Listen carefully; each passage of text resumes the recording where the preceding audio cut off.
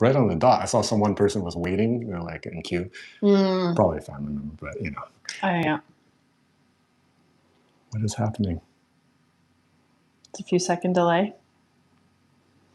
A little bit. Oh, I think I rewound it. There you go. Now we're live here. Okay. Guys, even in the chat right now, drop some hearts so I can see them. Today on the show, Restaurant Secrets, the live podcast, we have Kristen here. Yeah.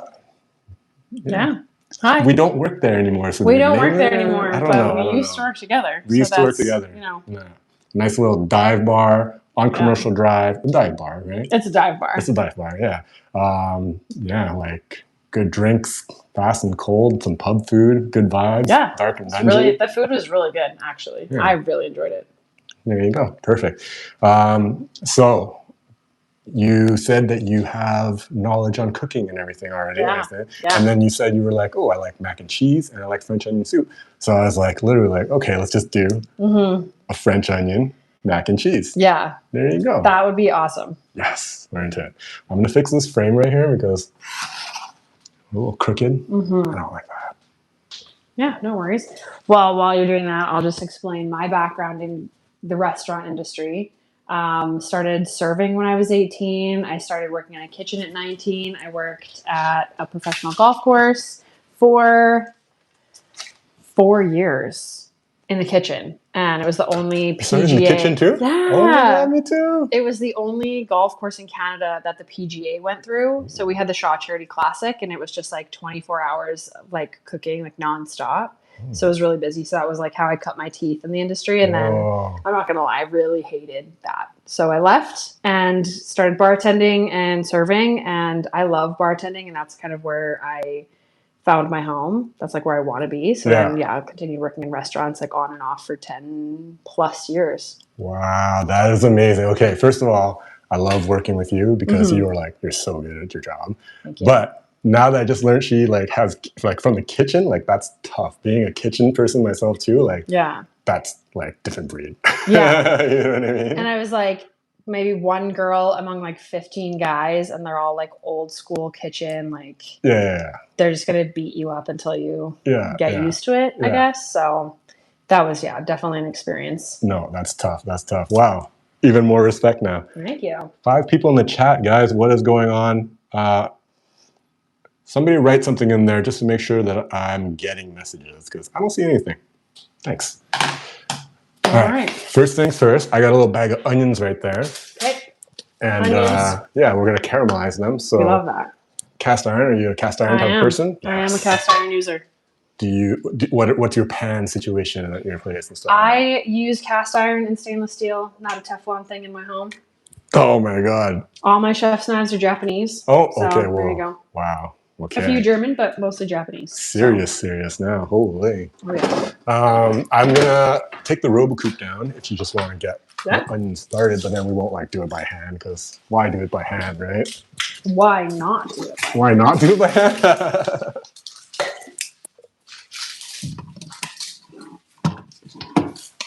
Oh, all right. All of them? Maybe like 4 big ones. They're big, right? Yeah, they're big. I don't think we need like all of them and everything. It's probably a lot, yeah. All right. Which knife do you prefer? I just use one of those 2 knives. But you just said you have like your own collection of knives, so I'm a little scared and intimidated now.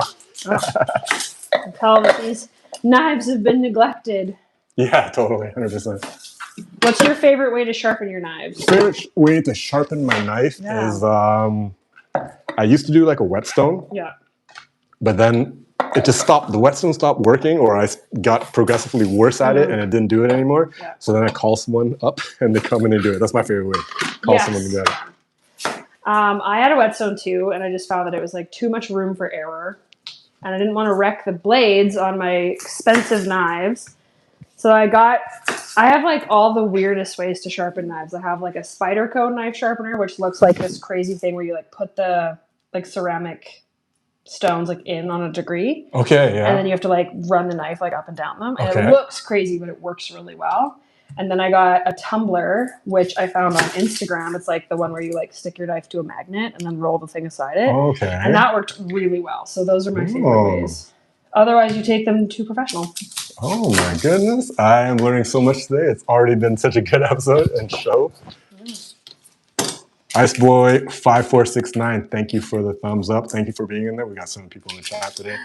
If you're just joining us, today's guest, Kristen, we used to work together on Commercial Drive, a little dive bar. It was fun times. Very short-lived for me, but fun times. Little Italy. Is it Little Italy? It is, It's all Little Italy there, It's right? all Little Italy from like Venables to Broadway, I think. Commercial Drive, Vancouver, if you're not sure where we're talking about. I know you're not drinking right now. We got you a little kombucha. I'm going to have a little wine down here. Wine down, wine up. Wine down, wine up, whatever.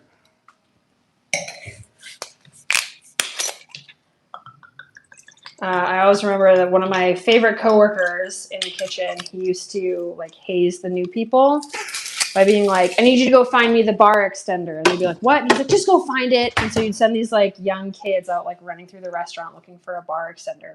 Obviously that doesn't exist. Oh my God. Or he'd be like, we need the left-handed soup bowls. Can you grab us the left-handed soup bowls? Yeah. Which again, doesn't exist. Bacon stretcher. Yeah. Something like that too. Yeah. Oh my God. And then when they like have lost their minds trying to look for it, you're like, oh, they're obviously not very smart to not know that there's no left-handed soup bowls. You're new. You don't know what you're doing. I was telling like one of my other guests here, my first like day in the kitchen on fryers, they took ice cubes and threw them in there when I was standing. I was like, that's so mean. Crazy. Right? Like, that's crazy. Different times though. Like, oh my God. Yeah. No. No. What is your biggest pet peeve working in the restaurant industry, like that people do, and you're just like, oh my God, like, is it the hazing? Is it like? The hazing is one, because like nobody wants to be made to feel like they're an idiot, especially when you're new and you're nervous, especially like if you're young too. Like that's pretty lame. Yeah, 100%. I feel like that happens less now, maybe. I hope it does. I know it was getting like less prevalent as I was leaving. We had like other chefs coming in that were like, no, we don't do that. And that's what I like to see. And I haven't really worked in many bars that we haze people. Yeah. Thank God, because I just don't think that that's necessary. No. But otherwise, like using the restaurant industry as an excuse for your bad behavior. Because you're like, well, it's, whatever. It's the restaurant industry. And you're like, no. Yeah. Yeah. No. You got to hold yourself to some sort of professionalism. Yeah. It's still a professional place. Yeah. At the end of the day. Yeah. So. There's also like less like chef yelling. Yeah. Before it was fine. They're like, what the fuck is that? Like, and now it's like. Really high tempers. So that's one thing. Cliff Fong, thank you for joining us. What's up, man? How you doing? It is hot in this apartment. Last time we did this live, at this time, 6 p.m., it was like pitch black, and now the sun is setting and it's beaming in my apartment, and I'm sweating. Oh, you're going hand. She's going hand chop. She's not messing around. Not messing around. Do we want that or do we want the RoboCube? Because I can do either one. Thumbs up for the slicing right now. Come on, look at that. Oh my God. Yeah, fine. Go for it. That's what you want to do. Why not? Yes. All right. The chef yelling was a big one too. What did you think of the bear and its like closeness to real life? I'll tell you right now, I didn't watch The Bear at all. You didn't. I'm like not a huge show TV person. It takes me so much to commit to watching something. I have anxiety about being like, oh my God, now I have to it's like 20 episodes? Like, how am I going to watch this? Like, I don't have a lot of, you know what I mean? So I don't really hit up that type of stuff. I'm not going to lie. Watching The Bear gave me like PTSD. Oh. Like from the kitchen. I was like, oh no. And I had to turn it off. I was like, okay. Oh my God, no. So it's like, it is that stressful. It's so close to the chest. Obviously, it's produced by Matty Matherson, who is a real life chef. So yeah. They keep it like pretty close. So. Your knife skills are unreal. Oh my God. Really? I think they're a little rusty. Really? Yeah. It's probably my knife. Cliff Fong says. We'll blame the knife. Yeah. Cliff Fong says, still been trying to find the best new Vietnamese restaurant. Ooh. Oh yeah, Cliff, but Wait, no, you've been telling me you're hitting like 1 or 2 restaurants a day. You came up with a list for me. You're like, and try this spot and try this spot. And it was like, I appreciate it, but I got overwhelmed. Like he had so many good spots, you know, but let me know how that search is going. Tell me right now, where's your favorite spot for pho? And where's your favorite spot for like, let's say, I don't know, bánh xèo? How about that? I would say a really good Vietnamese place that I like is Pho Con Express, but Pho Con Express. yeah, Pho Con Express. Where is that? I believe it's downtown, but I don't remember exactly where. And my sister and I go there pretty frequently. Okay. Usually I'll either get their pho or I'll get like Vietnamese, the noodle bowls. Yeah.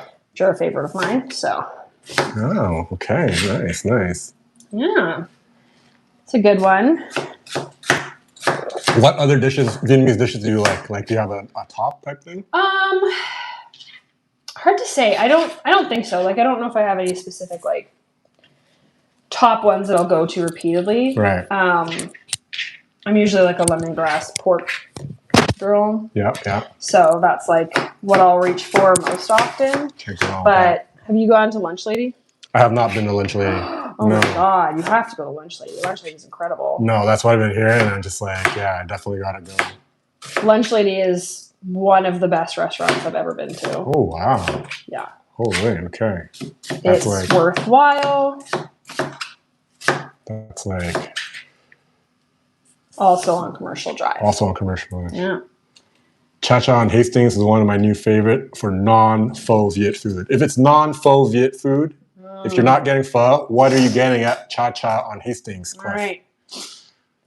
Those onions are nearly ready. All right, I got the pan. It's heating up.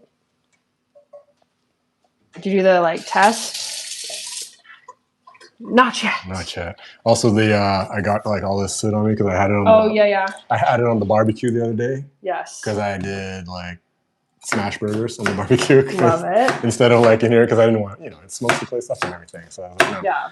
Have you ever had Vietnamese like bánh cuông? I don't think so. It's a rice ravioli. Okay. Filled with pork and wood ear mushrooms and you with fish sauce. Oh my God, no! But obviously I need to. Yeah. I gotta wash my hands. I can't stand this black stuff. Definitely. It's really good. Yeah. Yeah. We also have. Have you had any other noodle soups besides pho? I want to say yes, but I don't know if like necessarily like Vietnamese. Right. But I'm not great with the names of the places we've been to. But what's the one with the thick noodle? Thick noodle in the soup. It's bum bao way, probably a little spicy. Maybe yes, and the spicy. Yeah, that was really good. Yeah, I like that. I gotta wash the onion hands off my smoke. For sure. Hands. And then we also have a soup called hủ tiếu, and it's like a pork and seafood based soup. Okay. Yeah, shrimp, pork slices, ground pork as well too. Very savory. Rice noodles again, a little chewier, and then you can eat it like dry or like noodle soup styles. Oh, really? Yeah, it's really good. Yeah. I'll have to try that. I have not even really heard of that. So. No. All right. Okay. Those are ready. Onions. Oh, guys, sorry. We're making. No, I already told them. We're making a French onion mac and cheese. Mac and cheese. So good. We're gonna caramelize some onions. We're gonna make a roux for milk, and then we'll melt some cheese in there. We'll cook some pasta. That's pretty easy. And then we'll bake it. I got panko too. We're gonna do like a panko topping or something like that. Sounds good. But okay, butter. Should we butter or straight in the pan? How do you like to caramelize your onions? I say butter. Butter. Alrighty. Butter. Boom. That's right there.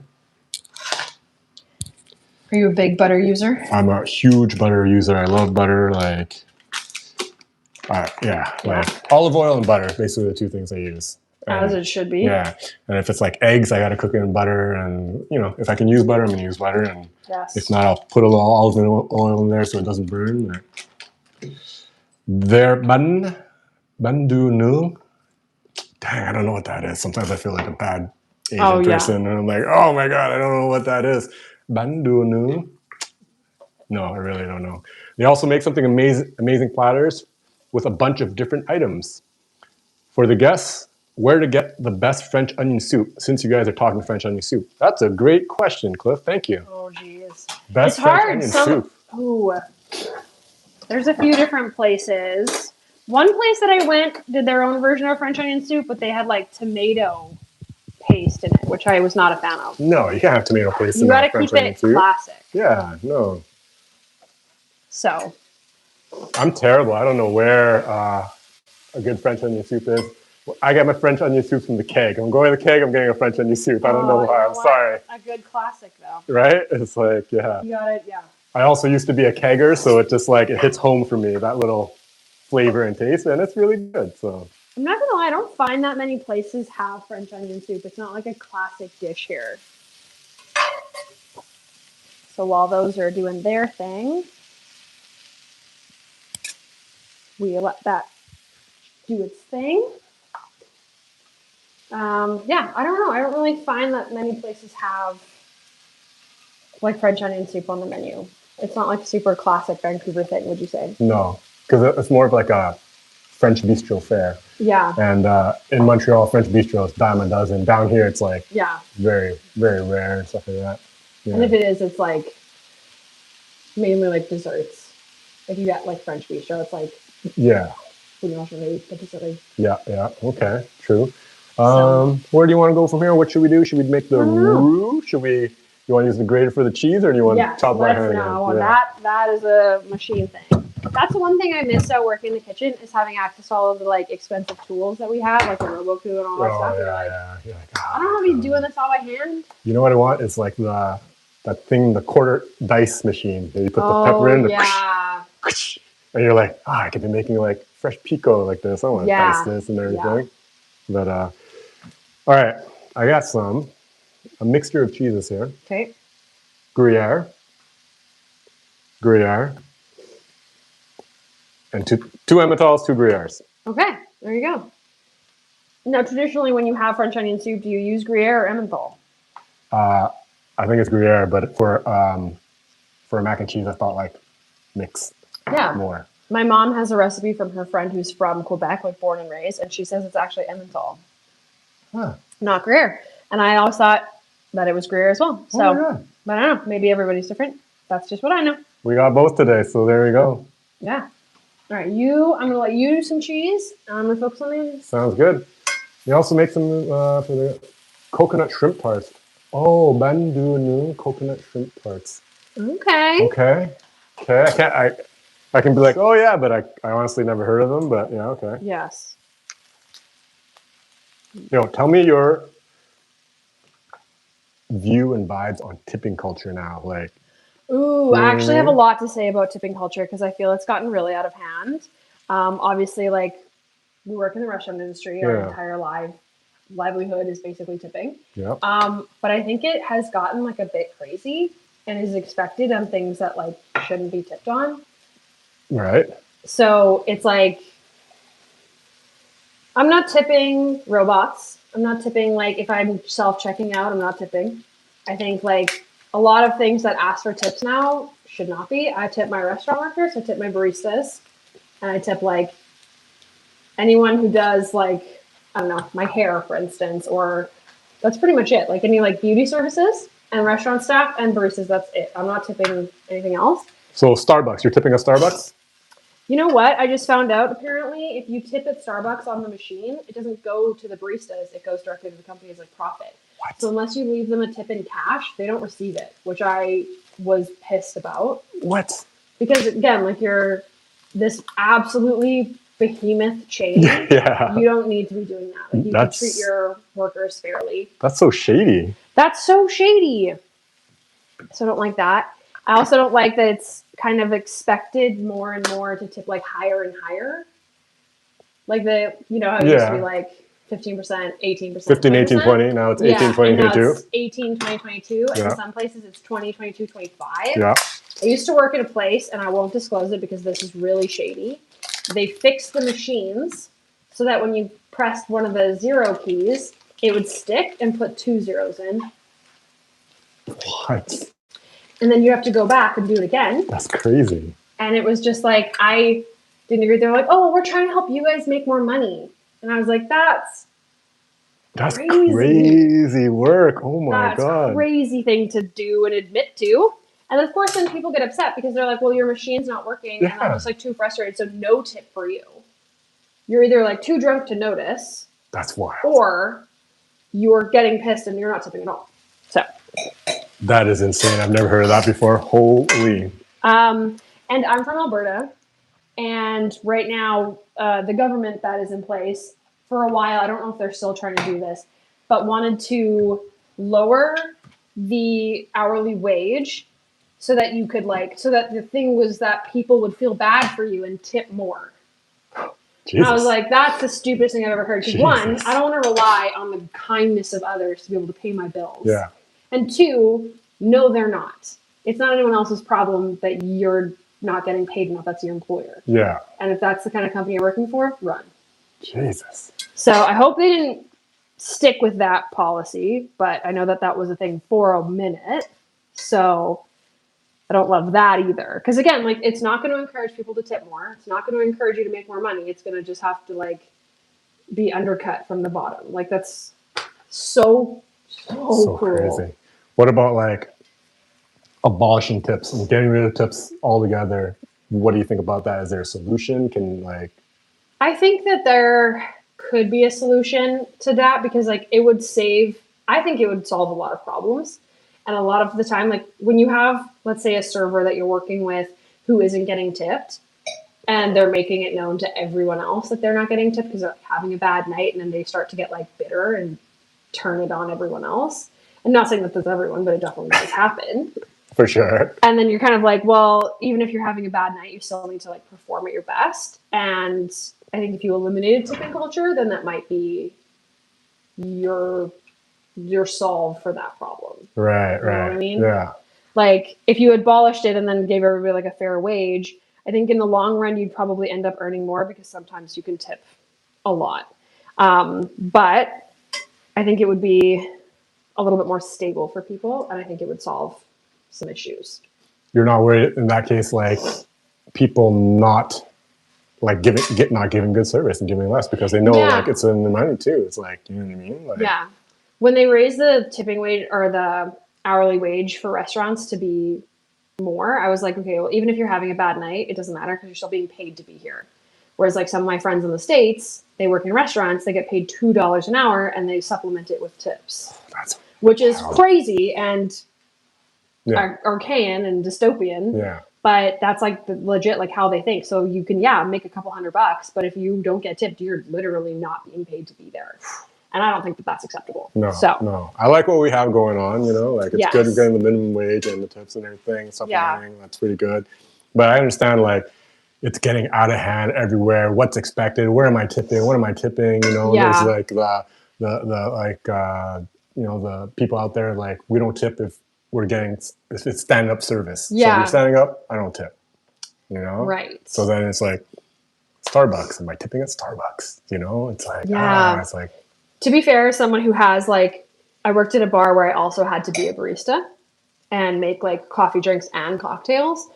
I will say that so much effort goes into being a barista that I think that they absolutely deserve the tip. Because sometimes I'm just pouring a rum and Coke. And sometimes I'm brewing the coffee and making the steamed milk and putting the syrup in and doing all of the things. And so it's just it's so much effort, and people never think to tip them. Right. But it's actually way harder than being a bartender because I do hate making coffees. Yeah. For sure. I'm a cappuccino. Get out of here. Go to Starbucks. Absolutely. All right. It's going to be loud for a sec because I'm going to blitz this. Okay. But, oh my goodness. We're going to rapid fire questions you after this on tipping because we're on the tipping. Okay. Yeah. Oh no. Oh my heavens. Wrong. I got the wrong blade on, but it's okay because it's just going to get melted anyways. Flip it around for the shreds. So much. That's okay. Boom. Okay. Had the wrong blade on for the first. Okay. Had the onion slicer ready to go, but this will work. It's fine. There we go. not working great. That's okay, because it's all going to melt anyway. Exactly.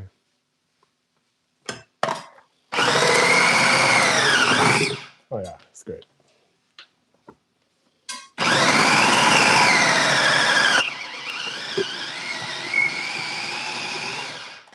Boom.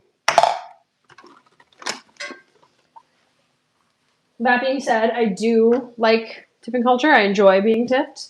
It does put a bit of a damper on your night, though, if you have like a couple tables and they're like rather large checks, they'll tip you, and you're just kind of like, yeah, because you have to tip out, even if you don't make money.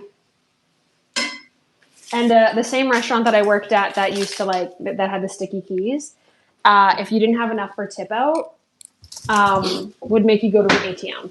What? Yeah. That's crazy. So that's crazy. Sticky keys. I don't like this light angle. If that's not money grubbing, because they just like charge such a high like house tip out. Yeah. What's that high? It was like, What's high? Well, for one, they had like a $15 floor fee. So if you came in and worked like 3 hours, you had to pay $15 like as part of your tip out. This is crazy. And they like justified it by saying, well, so many people want to work here. And I was like, really? Because I can't get a shift covered.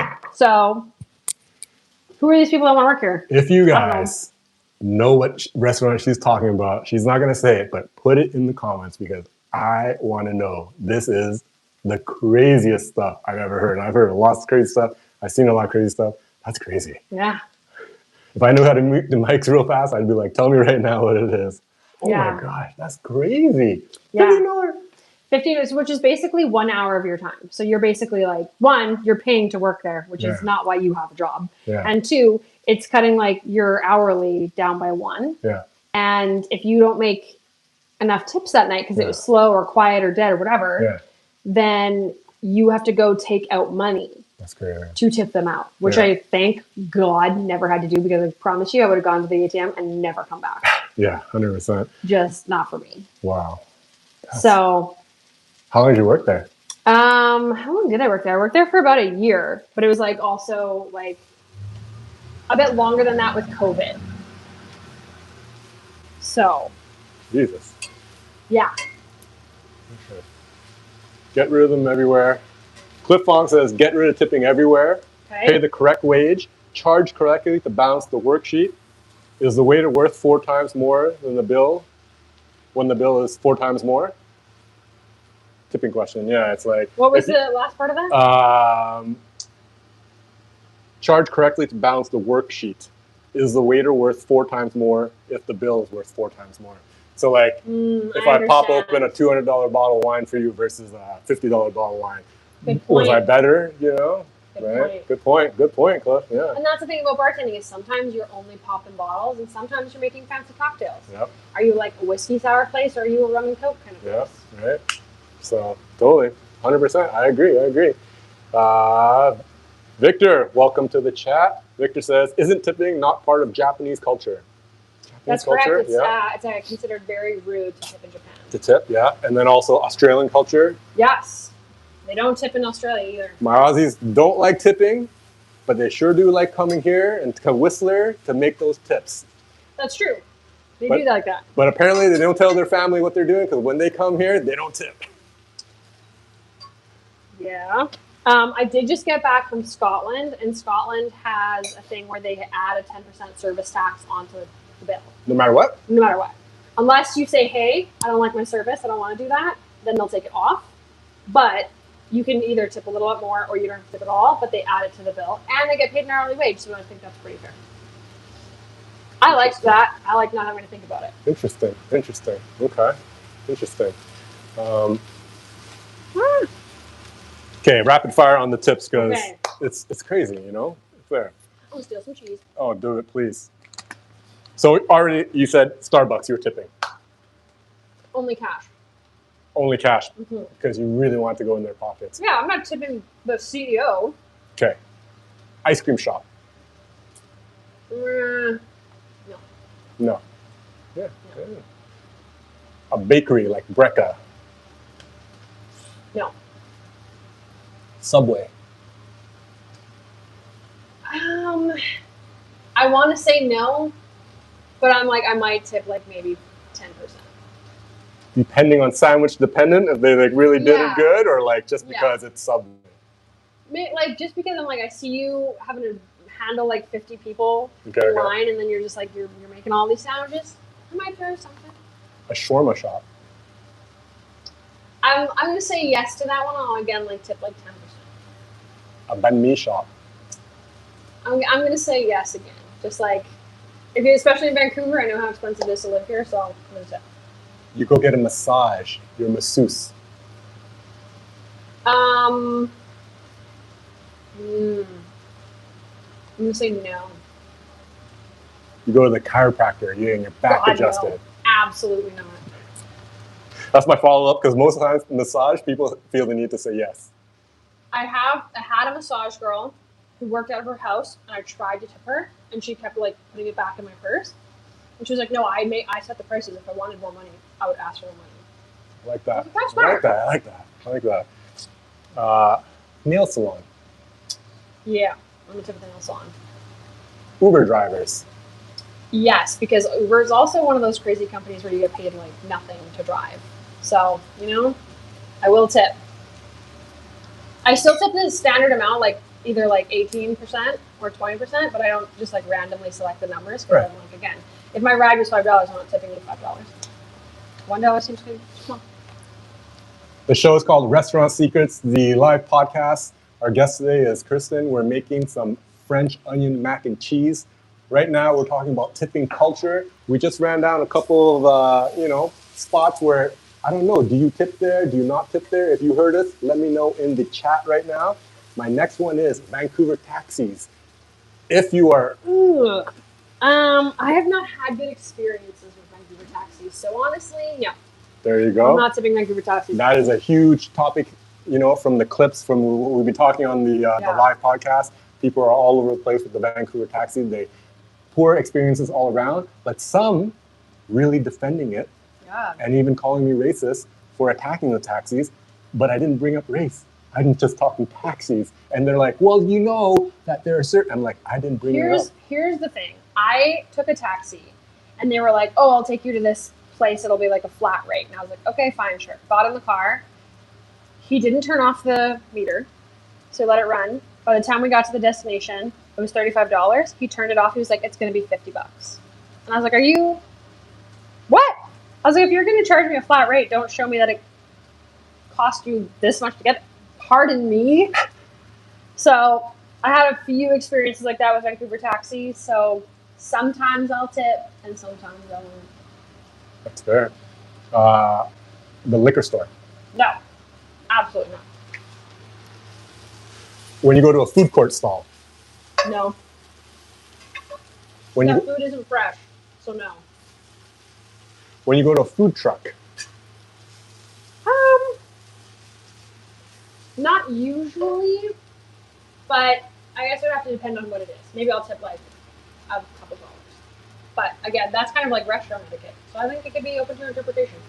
I just heard this thing where they said food trucks used to be so cool. It used to be someone just passionately dying to get their food out to the world and doing it. And now all food trucks are just people trying to invest money and make some oh, I'm going to take this culture and this culture and smash it together and call it a food truck.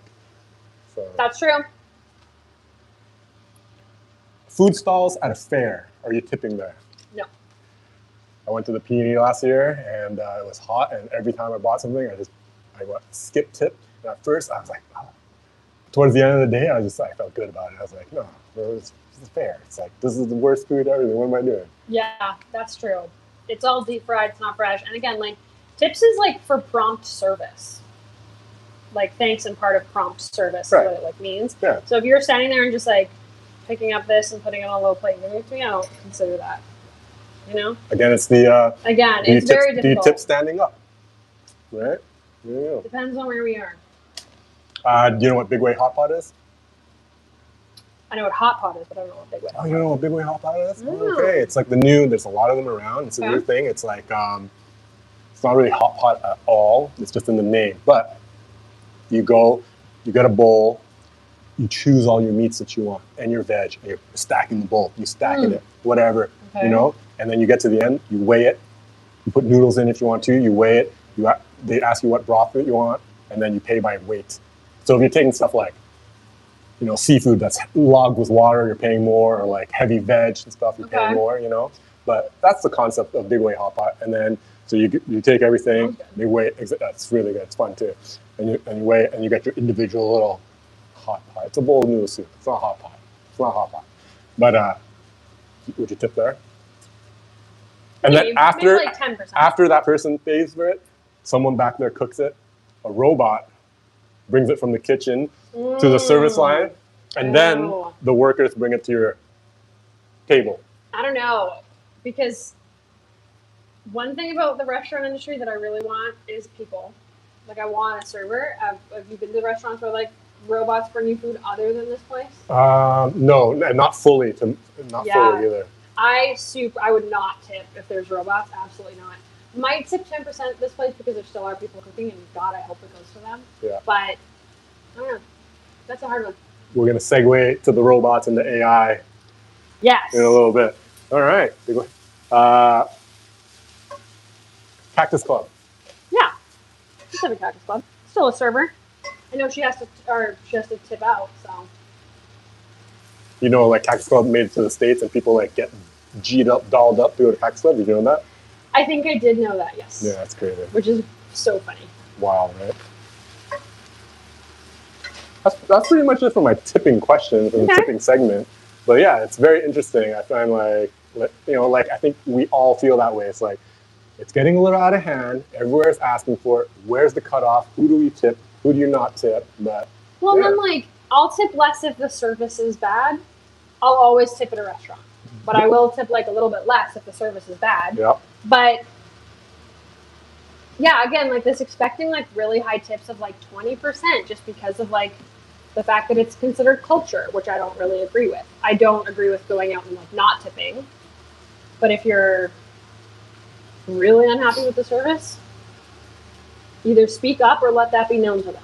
When you go and dine out, you have a number, you're tipping that, and is it easy to sway you either up or down, or is it hard to sway you up or down? Like, what are you going at? What's your number? What kind of service do you expect? Can you get swayed up? Can you get swayed down? How difficult? I would say I can get swayed up and down. It's not that hard to sway me. It really depends on the level of service. And I usually will go in tipping like 20%. Go in at 20 and you say you can be swayed, or you easily swayed? It really depends on like the service, like if you're polite or if I have to like repeatedly ask for things, which I can totally understand as a server, like it happens, you forget, things happen. So that's like, if I have to ask for things, it's not an immediate lower tip. But if I have to be like, go and find you to ask for something, I'm going to be like, all right, maybe it's going down to 18. Maybe it's 15 now. And if it's like really, really bad, I'll tip 10%. Okay. But that's very rare. And you have to be like spitting in my food. What can happen in the service, in the evening of the service, that you're like swayed the other way? That you're like, oh my God, I'm going 22. I'm going 25. Just like a really good rapport with the server or the staff. Okay. Yeah. And that's like just chit-chatting, that's entertaining, or that's like professional? That's being very, like, it could be a little bit of both. It depends on the vibe. If it's going to be like very professional and you're like doing your job so well and like you're on top of things and like glasses are never needing to be refilled, like that's ideal, honestly, because I've worked in really highbrow places. It's nice to have that. But if I'm also going to like the pub, it's a dive bar. I'm not really expecting that kind of service. Yeah. So I'll still tip well, but. Okay, you're on a date. Oh, okay. The waitress, a little too friendly with your date. Okay. Does that sway you up or down?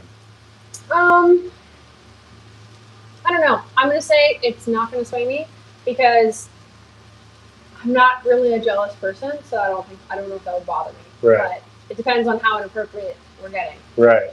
And maybe not even jealousy. No, it's just like, don't try those tricks over here. You know what I mean? Yeah, I could see that. If you're, you know what? If you're talking more to him than you are to me, yeah, then that's those days where I'm like, oh, you forgot that I'm the one paying for this. Okay. There you go. Yeah. So. Yeah, I'm kind of like you. I go in with a certain amount. but I'm really hard to sway one way or the other. Yeah. Like I'm pretty much at it. You have to like light the place on fire for me to be like pretty tip much less, like, for you know? it to be really bad, like Yeah. I don't like I'll always like my lowest is like 15%. Yeah. Like But I'm like going in tipping that amount. even my like, experiences, horrible at your yeah. job, unless you like spit in my food and then like Yeah. spilled water down my back, then I'll tip you 10%. No, if it was like I might still tip like 18 and I just never come back.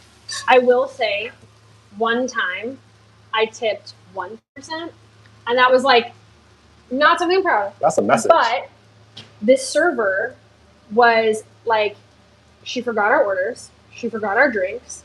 We had to go and get her for drinks. We had to go and get her for another round of drinks. And when I looked over to be like, where's our server? She was doing shots behind the bar in Alberta, where it's illegal to drink while drunk. So I was like, okay. And it was like, food was super late. When it came, it was like soggy and wet. And then like the drinks we ordered like never arrived. Things we asked for never turned up. And I was fully like, what the heck is going on here? And I could see everyone around us is getting served, and our server was doing shots behind the bar. Like trying to be sneaky about it, but fully in view of patrons. And I was so mad because it was my birthday. Oh my God, it's your birthday too. So low, I was like, wow. You get $1. Wow. Because that's a message. That's more than a 0. 1% is like, that's a message. Yeah, like it was literally like I tipped her $1 because it was just like, we had to go up and ask for her like probably 3 or 4 times. I feel like that's well deserved though.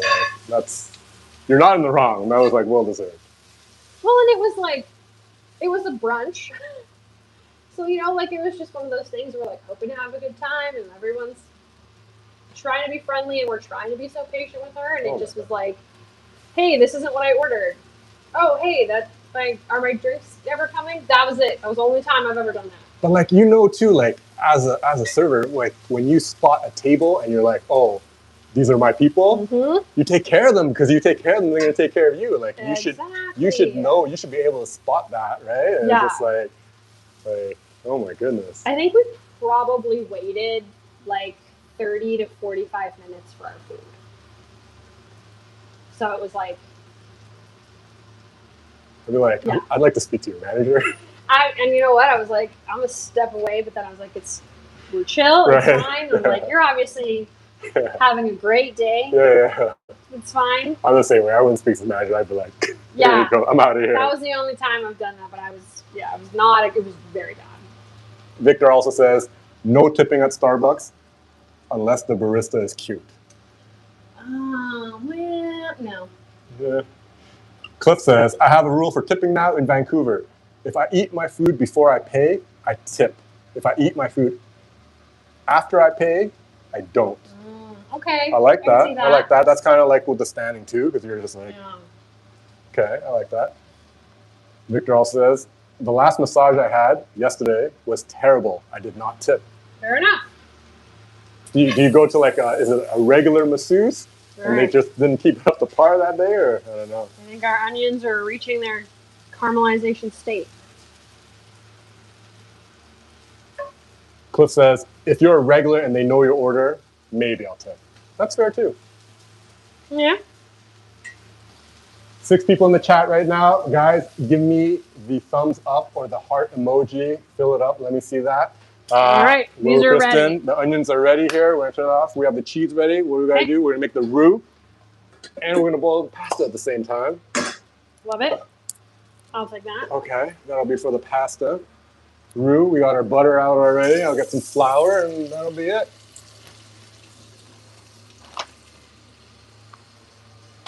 How's your kitchen set up at your place? It's terrible. Terrible. I live in an East Van special. Okay. And it has like the smallest, like crappiest kitchen. So my kitchen setup is it's not ideal. Yeah. Put it that way. Which sucks because I have a lot of like really nice kitchen equipment that I can't like have in my apartment because there just genuinely isn't room for it. Oh. That's good? Yeah. I would love a bigger kitchen. That's a future problem. But if you're in Vancouver, then you have no kitchen space. It's like generally the rule. Yeah, I'm pretty happy with this setup right here. This is good. I've had like worse kitchens for sure, where it's just like, oh Yeah. my god, what am I doing? All right, stick my hand in here and get this. Oh, yes. Yeah. Okay. All right, roux in that one. Sounds good. Water boiling in that. Are you a save the cheese run Oh, no, guy and I'm put not. them in I'm your not. stocks? Really? I mean, yeah, of course I am. Oh my god. God, it's the best part. Do you really do that? Yeah. I actually, when I worked in the kitchen, had a real like proficiency with stocks and sauces Wow. and like soups.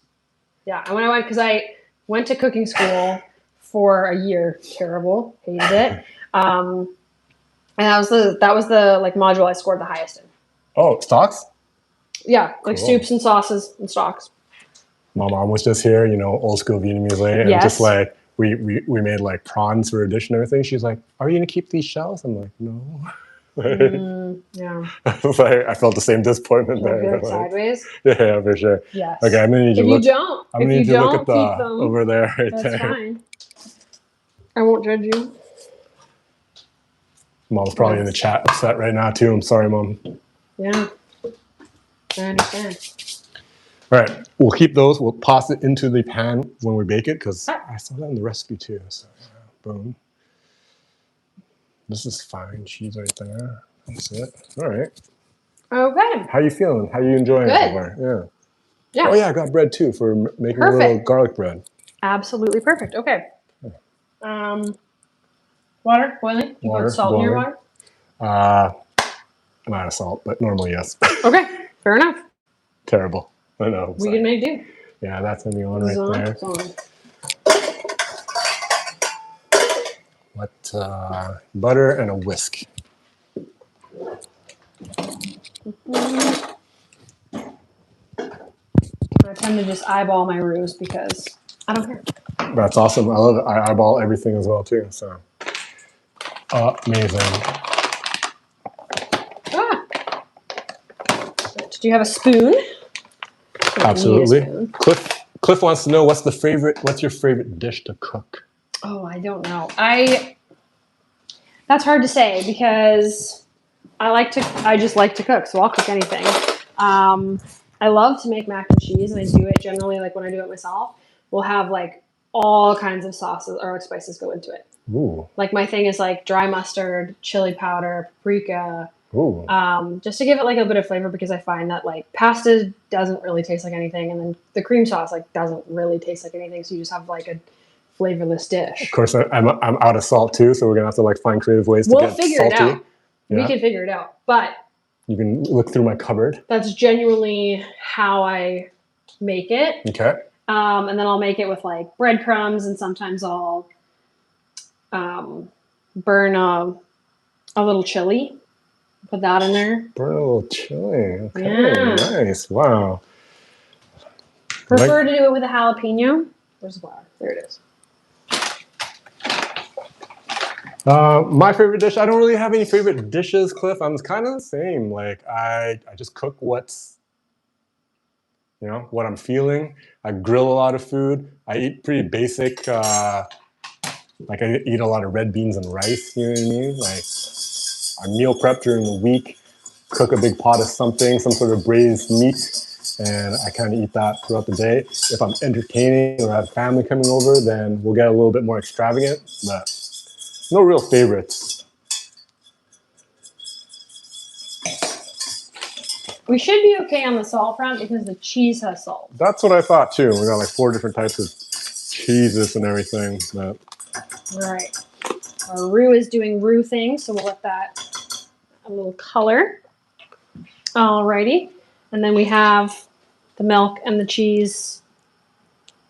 And you want the onions to go in the cheese sauce or on top? How do you want to? Oh, we'll just mix it. How should we mix it around? I think we'll just like once we mix the pasta in with everything, we just right that into the thing. Perfect. Yeah, cereal. Perfect. Yeah, perfect. And then I love the little glass bottles. They're so cute. I love them too. Yeah, I find like they're the best like dairy. Like their sour cream is really good. Their cottage cheese is really good. Their chocolate milk is really good. Like they're all really good. Is really good. It's really good. Yeah. What is your biggest red flag in a guest where you can like when they sit down, and you do a little glance, and you can like get a little, what's like the first things that come out where you're like, this is not going to be a good table. This is not going to be my favorite table. Yeah. Like, what are those signs that you can read in people? One, it tends to be more with like women. One, if like guys are already cracking like kind of inappropriate jokes when I like come to the table, then I'm like, oh, you're gonna be annoying.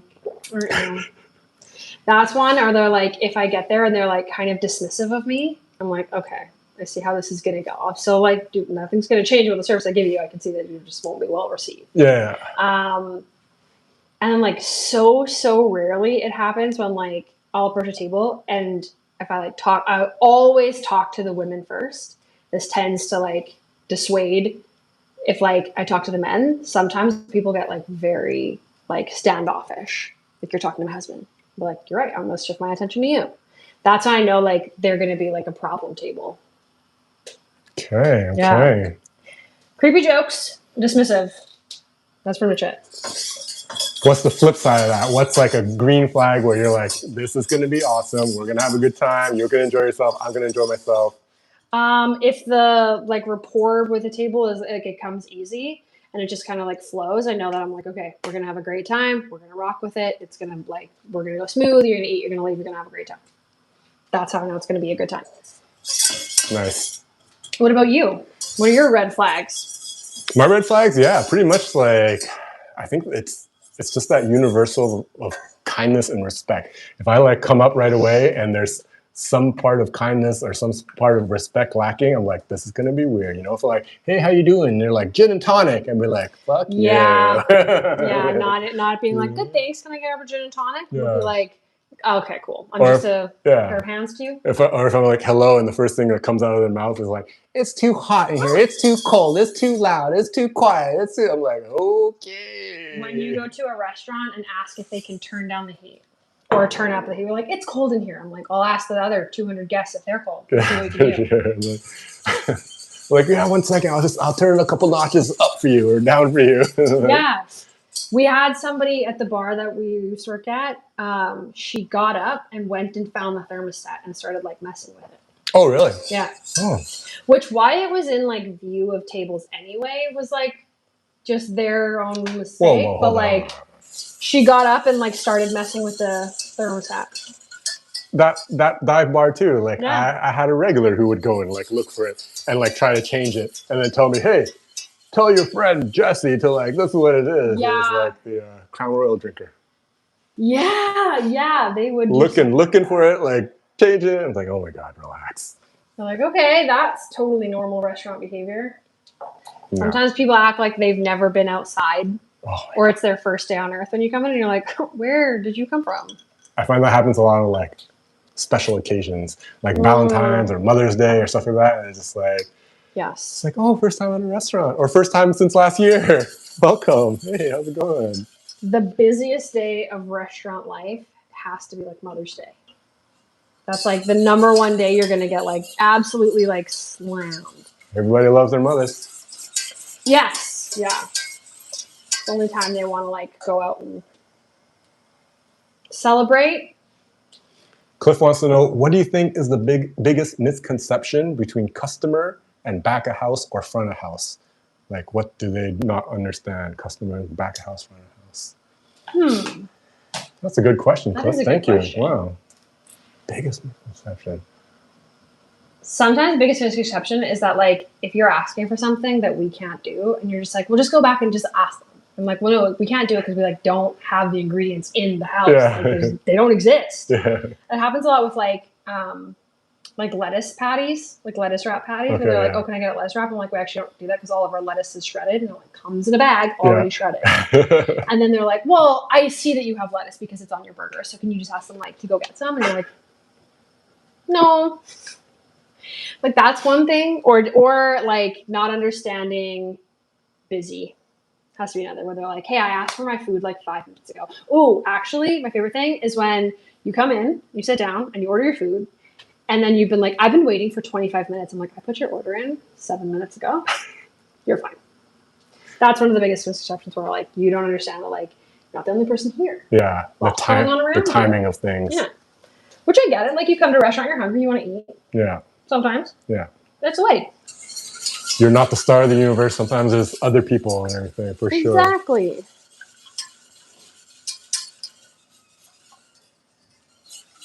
So you've worked in the kitchen, you've worked front of house. Yeah. You know, you're an actress on the side, you work on set and everything. Yeah. You've done some different industries. What do you think about the stigma of working in restaurants?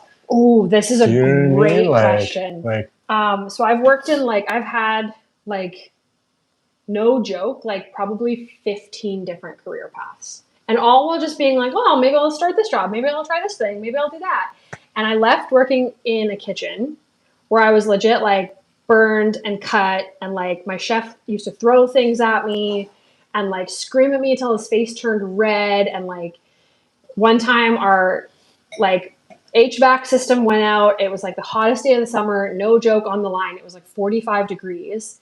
They took the dishwasher hose and, like, started hosing us down because it was so unbearably hot, and we had, like, a double whiteout. oh, Which, if you know what that means, it was when you have so many orders that your wall that you put the orders on is white twice over. Left that job, went to a hospital to work as a desk job. Just very simple, answering phones, booking appointments. We don't have an emergency room. It's not like a be all and end all. No one's living or dying here. They're coming for appointments. And one thing I heard was, like, this is really stressful, okay? This isn't like a restaurant where, oops, my food is cold is your biggest problem. And I was like, I'll remember that the next time I have to go get stitches in one of my hands. holy. And that was, like, the biggest thing where I was like, you think it, like, often you hear that restaurant workers, like, don't have a real job. Like, are you going to grow up and get a real job? And I have worked in some of the craziest, hardest industries imaginable. And I've only ever had stress dreams about serving. I've never been stressed out the way I have as a server. And, like, it's such a hard job. It takes so much effort and mental energy. And for people to not understand that is such a slap in the face. Because, again, like, everybody wants to go to restaurants. Everybody wants to go out and, like, have a good time. And then to not, like, respect the people that are there to make that happen for you is just, like, a big no. No. Yeah, it's crazy. I don't understand where the stigma came from and why it's there and everything. But, like, do you think if we were paid like a higher wage, or it was viewed as a profession that was, like, coveted, would you not be looking at other industries and stuff? You're like, actually, I'm really good at this, and, like, now it's coveted, and you get, like, some, like, accolades, and you're like, oh my god, I'll do this. Well, the thing is that, like, there are accolades. Like, you can be, like, we have, like, Canada's best bartender, world's best bartender, like, like, chef competitions, all of those things. But there isn't much respect on it. And maybe it's because it was, like, always a job that you, like, worked while getting your degree or working on, like, something bigger. And maybe it's the, like, push to be ambitious. But I think that largely it's just people who have never worked in this industry not understanding, like, how much work it takes. And so therefore, like, looking down on it. So I used to be a nanny. I worked in landscaping. I've worked in the trades. No job is as hard as this. So this ever happened to you when you're using the pasta and you're like, how much did I use? How much did I leave left in the box? It was like that. Like, what do I do? just use it, I think. Right? If you have extra, you have It's always like that. Okay. Okay, recycling. We're going to swap sides. Get our milk sauce to thicken up a smidgen. Sometimes it goes so long without cooking that I'm like, do I even remember how to do this? But it, like, comes and goes. Muscle, you gotta use it. Muscle memory. Yeah. How's your temperature? Are you hot? Like, I can open the door. Okay. We can, like, take a little noise to vent the place out, because I'm doing okay. Okay. For now. I'm going to figure out what to do in summer when I have the podcast. I'm going to have the air conditioning or start at a later time, late night. But yeah, we'll see what happens.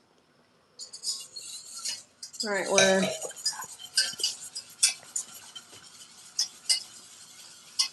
all right. Cliff has thoughts on inflation at restaurants like Cactus. Okay.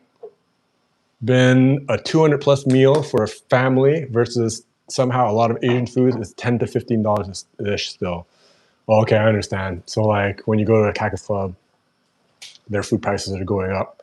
But for like Asian food, people expect it to stay like a certain cheap price and everything. Yeah, and that's really difficult because like partially like are the Asian restaurants you're going to more like family-owned small business, or are they like chains? Right. Because the thing is that like chains are going to make more money because they're owned by corporations. Those tend to be greedier.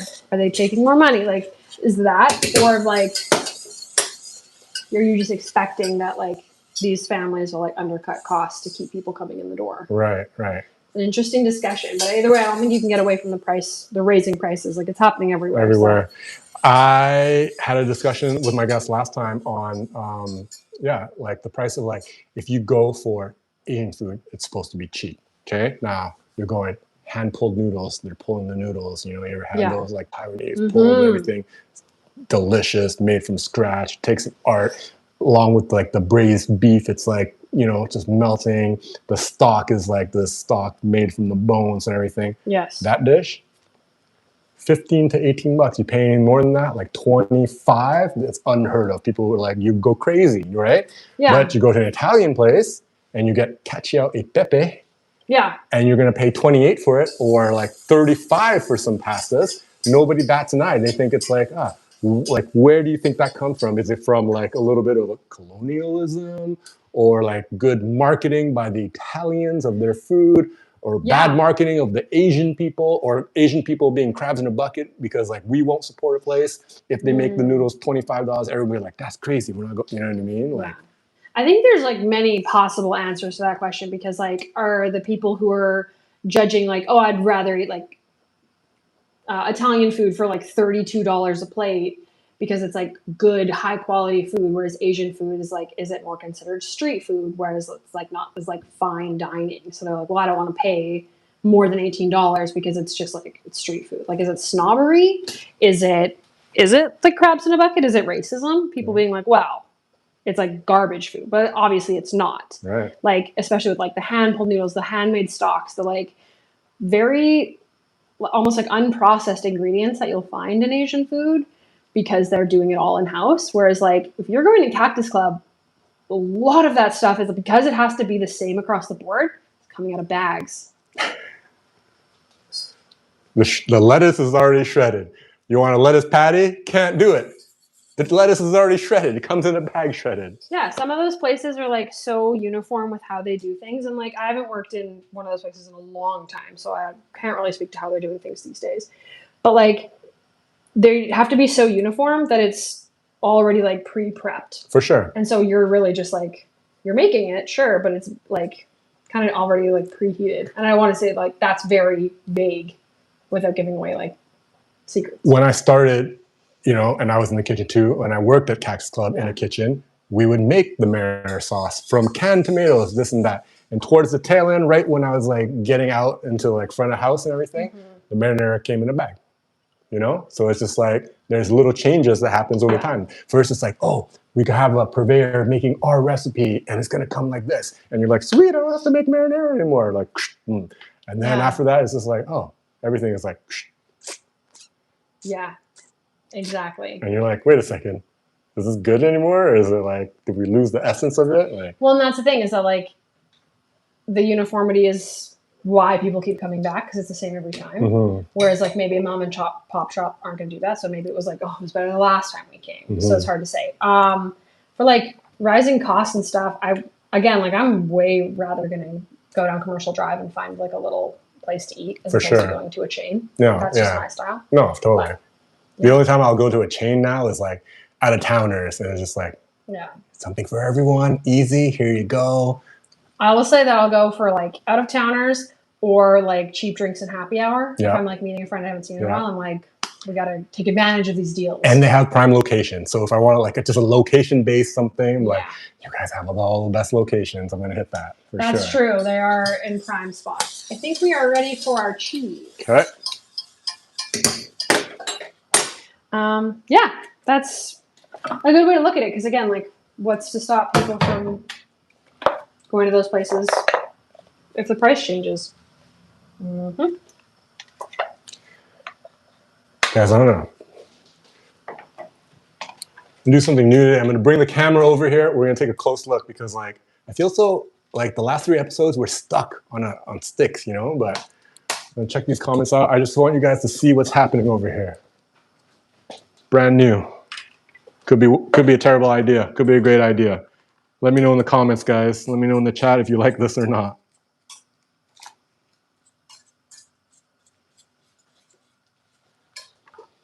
Whoa. Sorry, 1 second. I'm putting you down.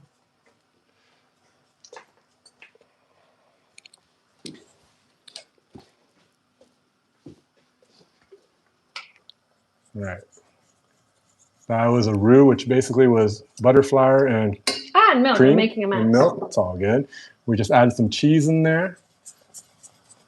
Making a little cheese sauce. We got our caramelized onions right there. The pasta is going.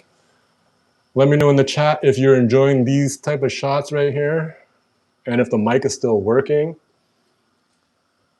I got my guest right here, chefing it up. I honestly did not know that you started your career out in the kitchen. That is so cool. Different breed, I'm telling you right now. All right, we're going back on the sticks.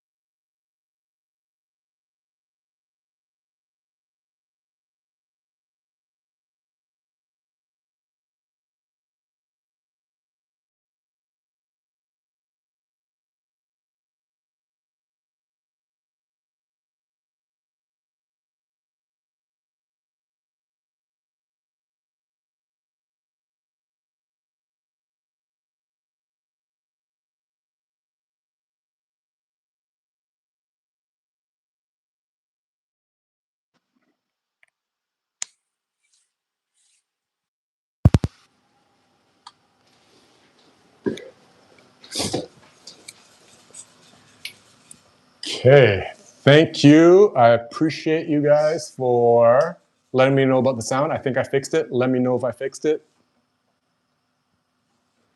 We'll see what happens. Sound is back. Thank you, Victor. Yay.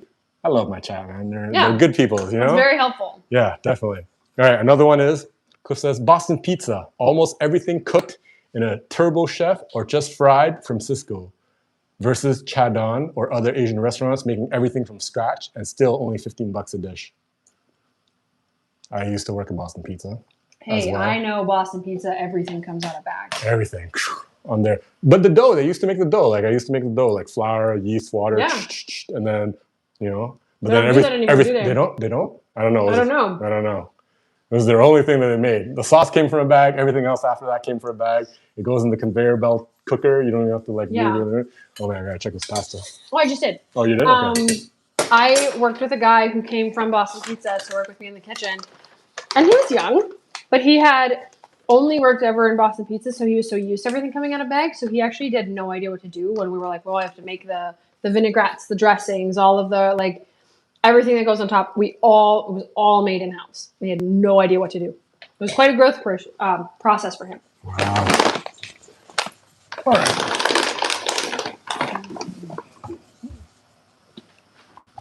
Guys, I appreciate you checking out the, being on top of the sound and audio and everything. Appreciate it.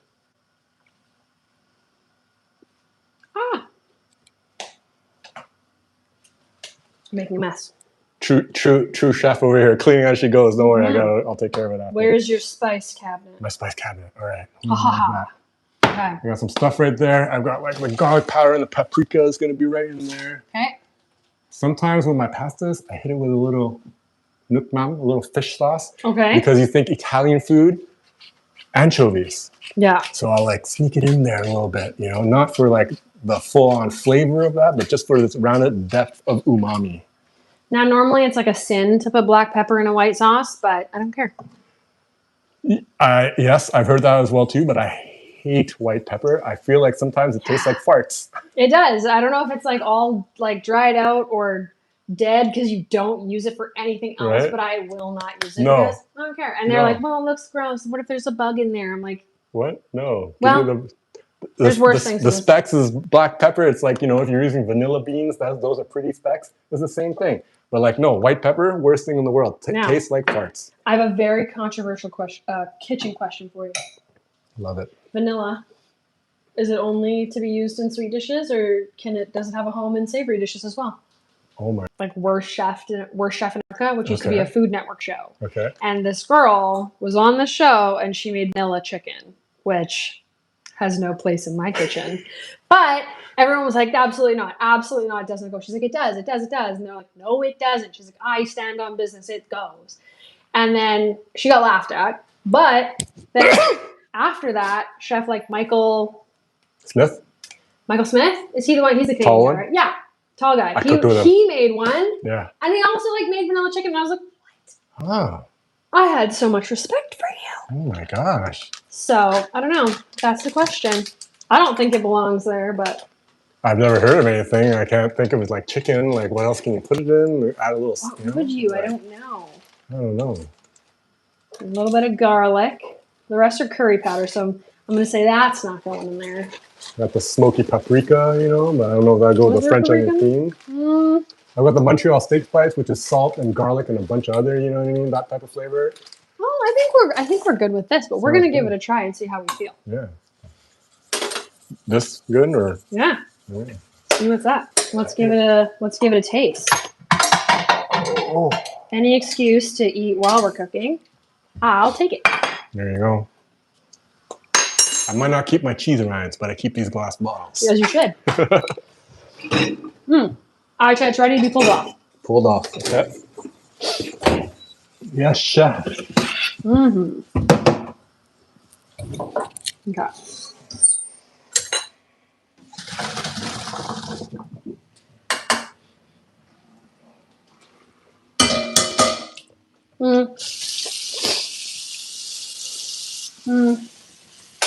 We'll get there.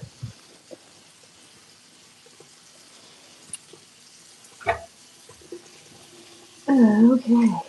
So this. I actually do want that paprika, which is assume what this is. That one, yeah. Yeah. Why do those put paprika in like such a massive bag? What is that? I could have got a small one too, but I really like paprika, so I just got that. I always buy paprika and I don't use it. Nearly enough, I should say. I do use it. But... Well, Cliff Long says, my wife made vanilla chicken once. Thought the yogurt was plain. It wasn't. It was terrible. Don't recommend. Okay. I've also done the buying the wrong yogurt thing to make tzatziki. That's so upsetting. Yeah, and then once that happens, it's just like, don't even do it because it's not gonna work for tzatziki. But you know what? Yeah. I'm feeling this vanilla quest here, and I want to be like, okay, savory with vanilla. Can it be done? Can it be done? Why not? My answer is that no, it can't be done. And shame on you if you try. I'm just kidding. That's the thing. Cooking is an art. Baking is a science. I've just gotten into baking. I never used to bake or anything. Yeah. But my kid likes to like make cookies, so we're discovering baking together. And it's more of like, I don't really care how it turns out. She's just like, I let her measure everything, and we have a good time with it. But now I'm like, you know what? I do want to perfect my chocolate chip cookie recipe because every time it's like, ooh, okay, we're getting somewhere to it. Yes. There's an art to a good chocolate chip cookie. Okay. I love a chocolate chip cookie. Do you bake at home or are you a baker? I do. I'm a big baker. Okay. I'm really into naan bread right now, which is very simple and can hardly be considered baking. But I love it. There was a period of time that I was definitely into the bread. Maybe it was like the COVID area, you know what I mean? Like definitely did the sourdough, did a lot of pizza bread, and a lot of this. I find like I like breads with long, slow fermentations. Yes. I don't like anything that's like 2 tablespoons of yeast or something, and then like boom, because then it's just like I feel not good in my belly. I feel like the yeast is still fermenting and stuff like that. So like, they're harder to digest. Yeah, so I'm like, okay, long fermentation, that's more of the jam. Did you name your sourdough starter? I did not name my sourdough starter, no. It's like very common practice to name your sourdough starter. Yeah, okay. Mine's name is Rye Reynolds. Ooh. Because I thought it was funny. And then my friend has the Yeasty Boys. Oh. And then one of my friends who works in film, she's really, really into sourdough. Hers is named Dobie One Kenobi. Those are all great. So they're all like really funny bread puns. Those are all really great names. Holy. Wait, so then you're serious about your bread making. Like if you have a named starter, then you're like really making. How often are you making bread? So it should get a name. How often are you making bread? And before you answer that, for me, it just got a little stressful having this starter that I'm feeding, that's growing. If I'm not making bread, oh my God, what am I doing to discard? Discard pancakes, this, that. Oh, it's too much. And it was finally one day I just be like, you gotta go. Yeah, it's honestly. I'm happy I didn't name her before I did that, you know. Before you needed her. It's honestly too much. I dried out mine and like turned it into a powder. Okay. Oh, so you can just like reactivate it with water. What? But yeah, it's so much effort. You have to like feed it, then you have to like you waste so much of it, then you have to get like really good at it. Right. Because it's French onion soup, I'm just doing wild things in here. Oh my God, I totally forgot I got thyme too to mirror the flavors of like, is it too late? It's never too late. Right? Never too late. Thyme, French onion, mirror the flavors. One of my head chefs used to like spend all day chopping herbs, and then he'd walk by your station and be like, 1 chop less and that would be whole. He's like, keep going, it's way too big. You'd be like, oh my God, I've been at it for like 4 hours. Oh my God. Yeah, he was funny. Funny man. Okay, we have fresh thyme. You gotta add your fresh herbs at the end, because otherwise they kind of taste like medicine. No, isn't it like drawn out flavor? So drink it. I mean, too much of a good thing. Maybe, but I like if you're using I don't know. Maybe you're using too much, or however you're doing it. I just have better luck. I like the flavor better if you're putting in closer to the end. Cool. Good to know. If you don't want to overcook them, that's bad too. Sounds good. Cooking tips with Chef Kristen. Boom. All right. Got this dish right here. All right. Got that. Once it's happening, we can do the thing. What are your thoughts on like kitchen gadgets? I mean, when we're talking about gadgets, we're talking about like, you know, like those dumpling makers where you put it and it goes. Yeah. Yes, that's a no. That's a no. Kitchen tools, I'm all for kitchen tools. Like I told you, like I wish I could have like one of those like little 1/4-inch dicers where you just put your pepper or tomato in and you slam it down and you get the perfect dices. Like and a Roboku? Yeah, like that, like boom, boom, or you know, like maybe a fry maker, like that. That's cool. You know what? That would actually be legit. There's all of these like tools that you can get that have like one function in the kitchen, like an avocado peeler. No, that's a no.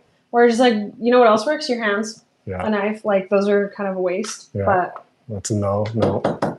Like a sushi roller molder thing. That's a no. I don't make enough sushi to justify having one of those. That's a no. That's a definite no. What else is like useless kitchen tools, guys? Do you guys have a useless kitchen tool? I have one of those, like, it's not a slap chop, but it's kind of like the 1/4-inch dicer because it's got like little metal grids you put in and then you like slam that thing down, chops it. I love that thing. Oh my gosh. Is it a waste of useful, time? Eh? Maybe. Takes up more time like cutting the pieces big enough to fit in it, but I love it. I just asked you if you want to use the Roku for the onions and you did by hand. But I'm doing it for show. For show. Okay. Otherwise, yeah, I would. Love it. Kitchen tools. What about like those kitchen little food trend hacks and stuff like that. Like, have you seen the dumpling lasagna? Instead of making dumplings, I found a hack. We're just gonna make it into lasagna where I just layer the meat and put the dumpling wrappers on top, and you can eat it like a lasagna. That is no longer a dumpling. Yeah. That is something You're totally doing different. something when your ancestors are rolling over in their grave. No. All right, I think we're good. We're gonna give it another taste.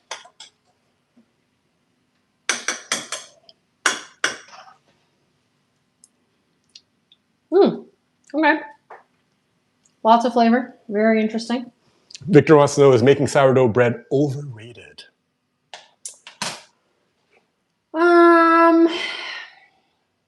Good question. Maybe. Maybe? I mean, I don't know. Everyone acts like it's like the second coming. Yeah.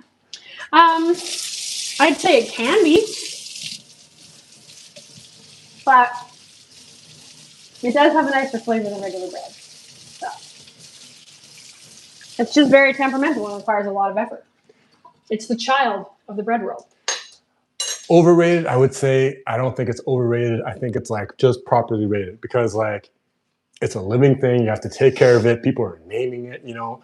It's such a good, healthy bread for you, you know. Yeah. The way it's made is so rustic. It's like you don't need anything except flour and water, right? And that's just like, wow, that's old times when you had nothing, no yeast, anything like that, and just naturally ferments. Good for your body. So in that aspect, I love sourdough. Like I'm gonna hit in my bakery and get sourdough. Like they have, you know, like I love sourdough.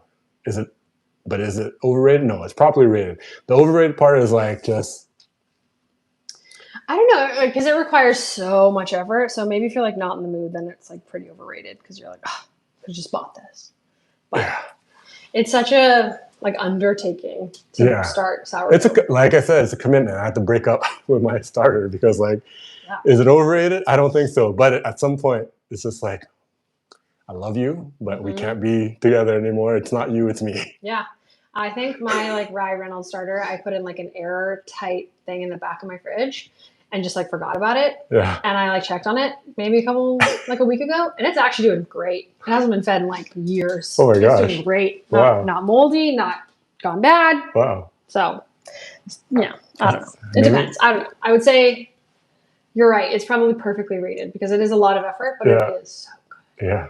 Dang. I wish I would know about the cryovac situation. I would put my girl on cryovac and be like, let's get back together in a few years.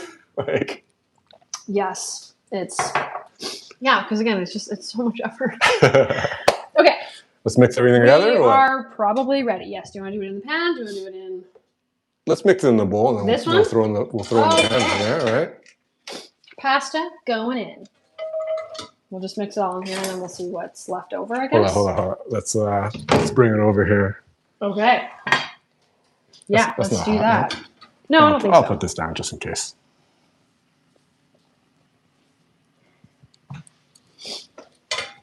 All right. Guys, we're just assembling the mac and cheese right there. We got the pasta in there. We got our cheese sauce. What's it called now? Once you put cheese in the bechamel, what is called morée? Oh, so you have no idea. I don't remember. I can't remember. I can't remember either. That's okay. Both our chef lingo has declined a little bit. That's all right. We're front of the house now.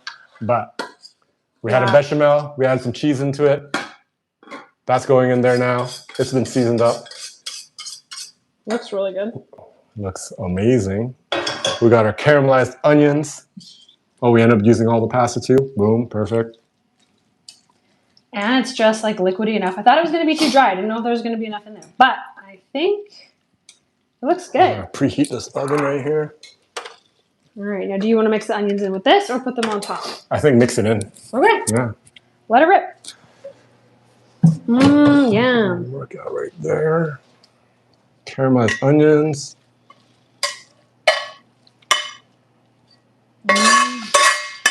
Everything?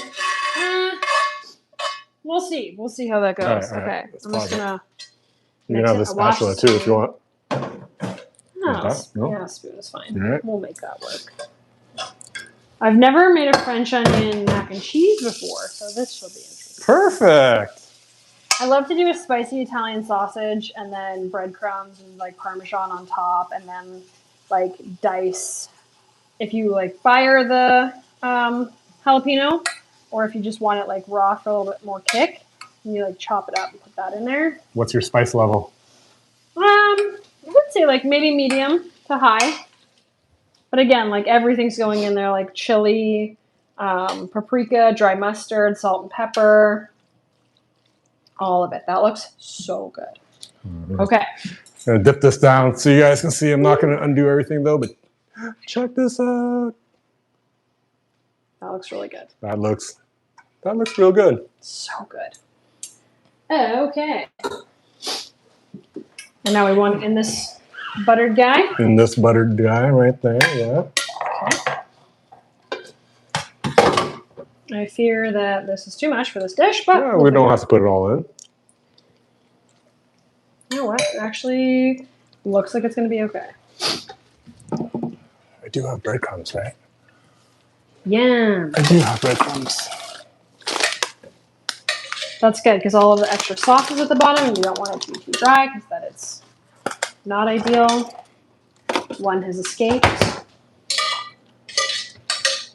All right. There we go. Here's a question for you. Oh, I'm gonna ask you. No, I'll ask you now. Truffles on stuff, played out or still hot? Still hot. Still hot. Truffle fries, yeah. Truffle everything. Yeah, okay. I mean, it definitely had its moment where it's been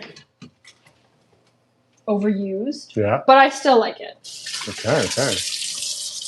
Truffles are never gonna. They can't go to style. They're such a unique flavor. Such a unique flavor. When you're finding it everywhere on every menu, it doesn't get a little played out for you. Like, truffle parm fries, truffle chips, truffle dip, truffle this, truffle that. Nah. No? All right. I like it. But if you overuse it, it kind of does taste like farts. So be careful. Have you ever had truffle popcorn? I want to say, of course I have, but like, I don't know. Maybe not. Like a pre-bought I like to do it when I like make it at home. Okay. And you like make your popcorn and then have your like melted butter. There were like a little bit of truffle oil in there. Okay. Mix it in and put it salt on top. So good. I love my popcorn. I want to ask you right now, what is your home popping situation? Are you a microwave? Are you an air popper? Are you a stovetop? What is your pop? I'm a stovetop. Stovetop. And I use this thing called a whirly pop. Oh, I see it. Like an old school. Yeah. It has a name. It's called a whirly pop. It's called a whirly pop. Nice. Yeah. And I love it. Okay. And yeah. Tell them what a whirly pop in case you don't know what a whirly pop is. It's the like old timey stovetop method where it has like a little like mechanism inside that stirs the seeds as it gets hot, and then it has like two little lids on both sides so you can like pour it out. So it's a little old school, but works great. Nice. Whirly pop. Would you prefer making your own popcorn or the bagged popcorn? I love popcorn so much that each popcorn has a special place in my heart. You know what I mean? The bagged popcorn is just like, most of the time if I'm getting bagged popcorn, it's cheddar cheese. Boom. Oh, I'm killing that. If I'm making the home popcorn, then it's like I'm an air pop type of guy. I love the air pop. I'll hit the microwave pop too because like it's crazy, like convenient and good. But I love the air pop with the butter, toss, salt. I like pepper on my popcorn. Yeah. But then like I also like I've been known to like walk to the movie theater and buy a bag of popcorn even though I'm not I'm not watching a movie honestly and bringing it home good. And be like just crushing, you know. No judgment here because it's so good. Yeah. I don't love the microwave popcorn because I hate the like feel of that like fake buttery on your mouth. You're like it's a film. Yeah. So that's a weird thing. Yeah. A little carcinogenic maybe even. Yeah. No, we're here for a good time, not a long time. Yeah, but it's just like one of those things where like I'm at an age where I can remember before microwave popcorn and microwave popcorn. So for me, I was just like, what is this? Oh my God, just like that. So it was like. I do not recall. You know what? My in-laws have one of those old school popcorn makers that you would see at like fairs. That is like the glass box with the little popper in it. You pour like the oil and the butter and the seeds in all at once. Oh, crazy. And it just pops it. And that's just how they eat popcorn. And I was like. That's crazy. I love it. Oh my God. It's great. All right. We'll jam those cheeses in. We're stuffing in the cheese. Okay. I've got breadcrumbs. We can like grate parm over, like, yeah. Hold up. Sure. What are we doing? This is going to be very, very decadent. Very, very. Very decadent. Yeah, I mean, like, very rich. That's what we're doing, right? Yep.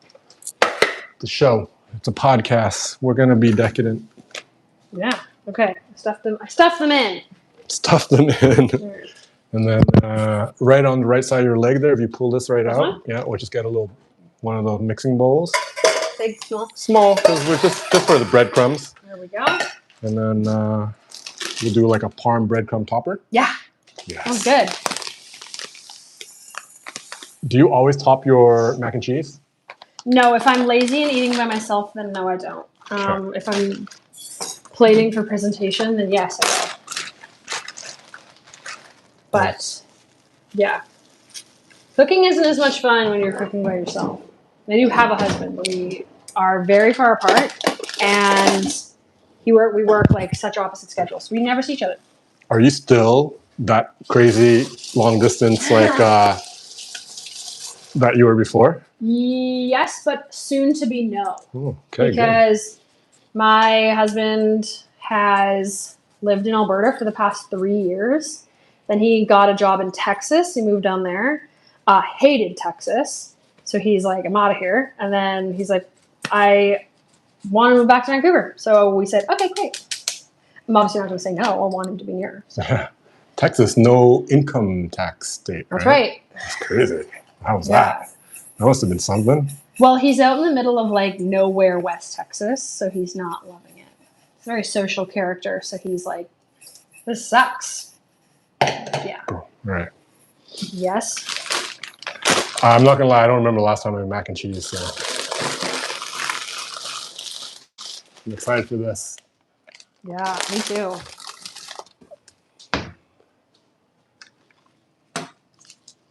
And while this cooks, we can tidy up the giant mess that we made, but that is the fun of cooking. Does cooking with your kid, does she enjoy cooking? She loves cooking. Cooking is like, yeah, she loves, guys, let me.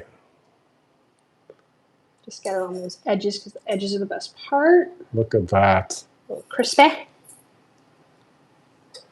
Hearts in the chat, thumbs up in the chat if you are feeling this French onion. All right, we need more mac and cheese here. I don't know about that. We'll just put the rest on. Yeah. There we go. We're just putting the rest on. That's going to go in the oven. Yeah, you happy with that? I am. Awesomeness. Oops. This pan.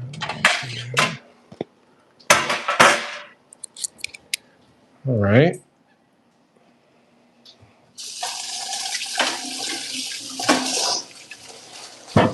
Boom. That pan's in there. Okay. All right. What is the chat saying? Victor says, no to dumpling lasagna. No to dumpling lasagna. Good. No. We don't like that. I don't like any of that. Like, oh, what was the other thing? A couple months ago, or maybe many months ago, Italian sandwich, but they chop it. Oh yeah, we like make really it like a salad. with all into the thing. It's just like, I don't know. No, I love my Italian sandwiches. Like, it's gotta have some texture. I don't want Yeah, no, I'm all for innovation and trying new things and exploring how food can be eaten differently, But some things, no. It doesn't need to be. No. They're making it. Yeah. Cliff says, real truffle is good. Fake white truffle oil, rancid tasting. Yeah, it tastes like farts. Yeah. Definitely avoid. Victor is on the stovetop popcorn gang. Yeah. And then melted butter, a dash of Tabasco, and Worcestershire for the... And what was the last one? A dash of Worcestershire. Really? Okay, well, I'm going to definitely try that. Butter, Tabasco, Worcestershire? Yeah, that sounds good. Yeah. A little spicy, a little umami. I like that. Okay. Okay. Okay. I'll do that for sure. How would you like another I love kombucha? wine. Yes. Okay. One thing that I used to do when I was younger was you make popcorn and then you melt peanut butter and you pour it over top. Ooh. Very decadent and only to be enjoyed like every so often. Ooh. But it was really good. If you have a sweet tooth and you like popcorn, otherwise don't. Ooh. And while I'm on the topic of peanut butter and vanilla ice cream is also a surprisingly interesting combination. Oh my God. Like yogurt, vanilla yogurt, Greek yogurt, Yeah. peanut butter, mix Okay. that together, a little maple syrup, freeze that, or dip a little in chocolate and then freeze it. Okay. Oh my God, that's a great little snack. I'll have to try that. I've never tried that. So good. It's like an ice cream substitute, maybe, you know? It's like lovely. What are some interesting, like, random food combinations that you enjoy? Whew, random. Like, one of mine is, like, orange cheddar cheese and dill pickles.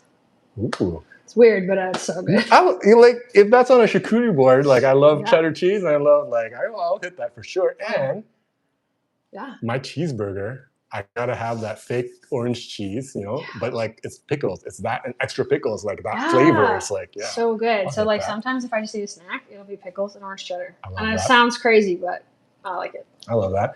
I think mine is like we just had like a family brunch, and besides me and my kid, no one else. They're like, "You do what? You do what?" And I was like, green onion, cheddar pancakes. Ooh, I bet those would be really good. Oh my God, green onion and cheddar pancakes, like real pancakes, thick, fluffy, you know what I mean? Yeah. Chop in that green onion, put in like cubes of cheddar. Yeah. And then when it's done, maple syrup. Interesting. Real maple syrup. Mm. Cheddar green onion pancakes with maple syrup? Yeah. That's an odd one. Oh my God. I've never tried that. Right? My mom doesn't like savory, like some foods that are traditionally eaten sweet. She likes some savory. Okay. So she'll have French toast. Yeah. She won't put syrup on it. She'll put salt and pepper. Ooh. And to me, that is not my vibe. That's just eggs, toast, salt, and pepper. Okay. Yeah. So it's like pretty normal, but she's like, it shouldn't be eaten with syrup. And Okay. I was like, I completely disagree. Okay. French toast is so good. You know what I don't like? Stuffed French toast because I think it's doing too much. Stuffed French toast. Have you ever had that? No. It's like a brunch. Are you just a sandwich now? Special, but it's like you have like roll out your brioche bread and then put like Nutella and strawberries or banana or like whatever. You like pack it full with like cream cheese and jam, and then you put like the bread on top, pinch the sides together, and then like egg wash it. But it's so much that it's not for me. It's not for me. Sounds much, but it also sounds like I have to give it a go before I say I don't like it. If you see it on the menu, try it, report back. All right, what do we have now? Guys, Kristen's not drinking right now, and she's focusing on gut health, so we have a little Cove kombucha. I think they're a Vancouver company. I'm not sure. Let me know in the chat. There's strawberry lime. There's raspberry lemonade. We'll do the raspberry lemonade. Raspberry lemonade. You know what? There's a store on Commercial, and it's like mocktails. Have you ever seen it? No, they do just straight mocktails? It's strictly mocktails. All like alcohol-free spirits. To go or to like? Also to go. They have cans you can buy. Okay. But I recently tried their white coconut rum, and it was so good. White coconut rum. Yeah. Alcoholized. They have a fake rum flavor? Like, what's the point of that? Like, I understand if it's like a mocktail, it's pina colada. Flavored, but it's like more coconut flavor. I don't know. It was really good. Like, if it's like chilled and like I would honestly add it to an alcoholic beverage. Okay. It was really good flavor. Okay. I thank you. You're welcome. What are your thoughts on like all the non-alcoholic drinks now that are coming out? Because there's that brand of it's a local brand, Noah, N-O-A. Yes. No alcohol, and like so you can have all sorts of non-alcoholic beverages now, like non-alcoholic Negronis, non-alcoholic Aperol Spritz, non-alcoholic Amaril Sour, non-alcoholic espresso martinis. Guys, let me know in the chat. Are you with the drinking or with the non-alcoholic beverage or both? But let me know your thoughts. Let me know your thoughts. Normally, I'm a big cocktail girl. Like, I love cocktails, and I have a pretty good relationship with alcohol, so I don't mind drinking. I do know a lot of my friends who have difficult relationships with alcohol want to move towards the non-alc lifestyle, but then you don't want to miss out on like going out with your friends. And a lot of our culture is going to bars, restaurants, having cocktails on like hot days. So I appreciate it. And it's nice to just be able to not have like, if you go out, your only option is like iced tea or Coca-Cola, whatever like your flavor is. But it's nice to have other options. So I'm here for it. What are your thoughts as a bartender? I love it because it's like instead of like someone getting like a $4 Pepsi or just water, they're now getting a $16, $18. That's what it costs at my place. I work in high end. Yeah. I don't know where it would be somewhere else, but like now they're getting an $18 drink that. It's yeah. You know, there is that tricky thing because like, how much are you willing to pay for juice? Right? Like, yeah. But I mean, like, none of it tastes like what it's supposed to. Like the non-alcoholic Negroni tastes like fruit punch. Okay. The non-alcoholic Aperol Spritz, you know, they don't have that bitterness to it. It's just everything's too sweet. The non-alcoholic espresso martini tastes very like acidic in some sort of way, you know? Yeah. Like, so. I will say the white coconut rum did not taste anything like rum, but it did have a good flavor that I would use. But it is like it's a unique flavor and vibe, so I don't know. But I like that there's more options. There's a really funny thing because people are talking about how kids aren't drinking as much, they're not coming into the bars as much, so bartending is like, for the first time ever, we're not making as much money as we used to. And then it was really funny because they're like, well, they're not drinking as much as the previous generation. And we're like, well, no one can outdrink millennials. Like, we turned it into like a sick game. So probably for the best. Didn't millennials have something called the Edward 40 hands? I don't know what that is now. Well, I'm going to grab another metal thing here. How do you like to do your garlic toast? Do you like to slice in half and do that? Or do you like to slice this way and jam it in there? What do you want to do? I'm open to whatever. I've never done the slice it open and jam it in there method. Okay. I usually cut it in half. Okay. And then do it like that. But I'm open to whatever. I'm a half person as well, too. This is a game that was around in the early 2000s. Say it again, sorry. Edward. It's called Edward 40 Hands. I did not play it, but I know it existed. Where you would take bottles of alcohol and duct tape them to your hands, and you couldn't take them off until they were like done. Which I think is hazardous. But oh my God. Whatever it was, where it was like you would duct tape like beverage cartons to your hands and then just go around the party like that. What kind of drinks could you duct tape to your hand? I don't know because like I said, I never played it because I was far too good for that nonsense. Okay. But I know that some people would take like bottles, but that's for your own research. But yeah, nobody's out drinking the millennials. We really cornered that market. Speaking of kitchen tools, you ever seen this before? No, I haven't. My mom just came to visit and she's like, I brought you this. You're going to like it. I'm like, okay, cool. So then apparently you can do like Vietnamese coleslaw is like, you know, shreds like that. Okay. So it's like think about a mango. We do a lot of mango and carrots. So a mango carrot thing. Yeah. And then she said, here, you just take your garlic unpeeled and you can like get it in there. And I was like, what? That's crazy. Unpeeled? Oh my God. See, that's a useful kitchen tool. Right? Yeah. That's a kitchen tool you want to use. Yeah. And I was like, thank you, Mom, for bringing this to me. I love you so much. You always know what I need and love. Especially because garlic peeling is like such a tedious task. Right? It's like the word. And I'm like, what? You don't peel it? She's like, no. I was like, okay, we're in. I'm here for any of that. Not like, that's perfect. Right? There you go. Where is it from? I don't know. Asian stores.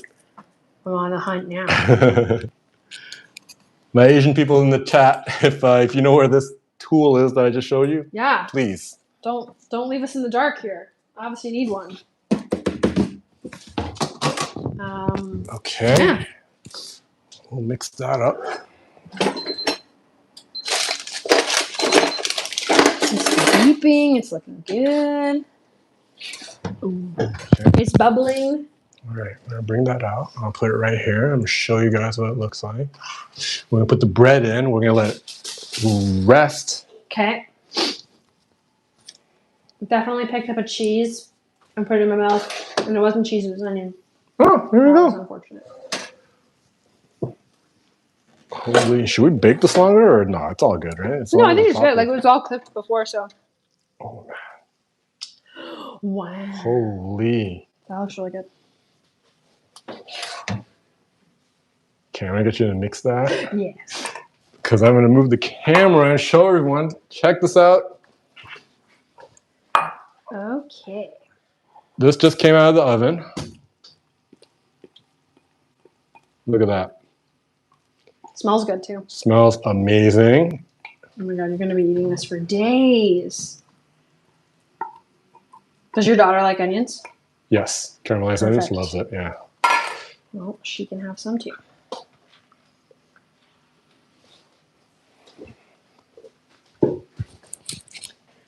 Is your daughter a picky eater by any means? No, not a picky eater.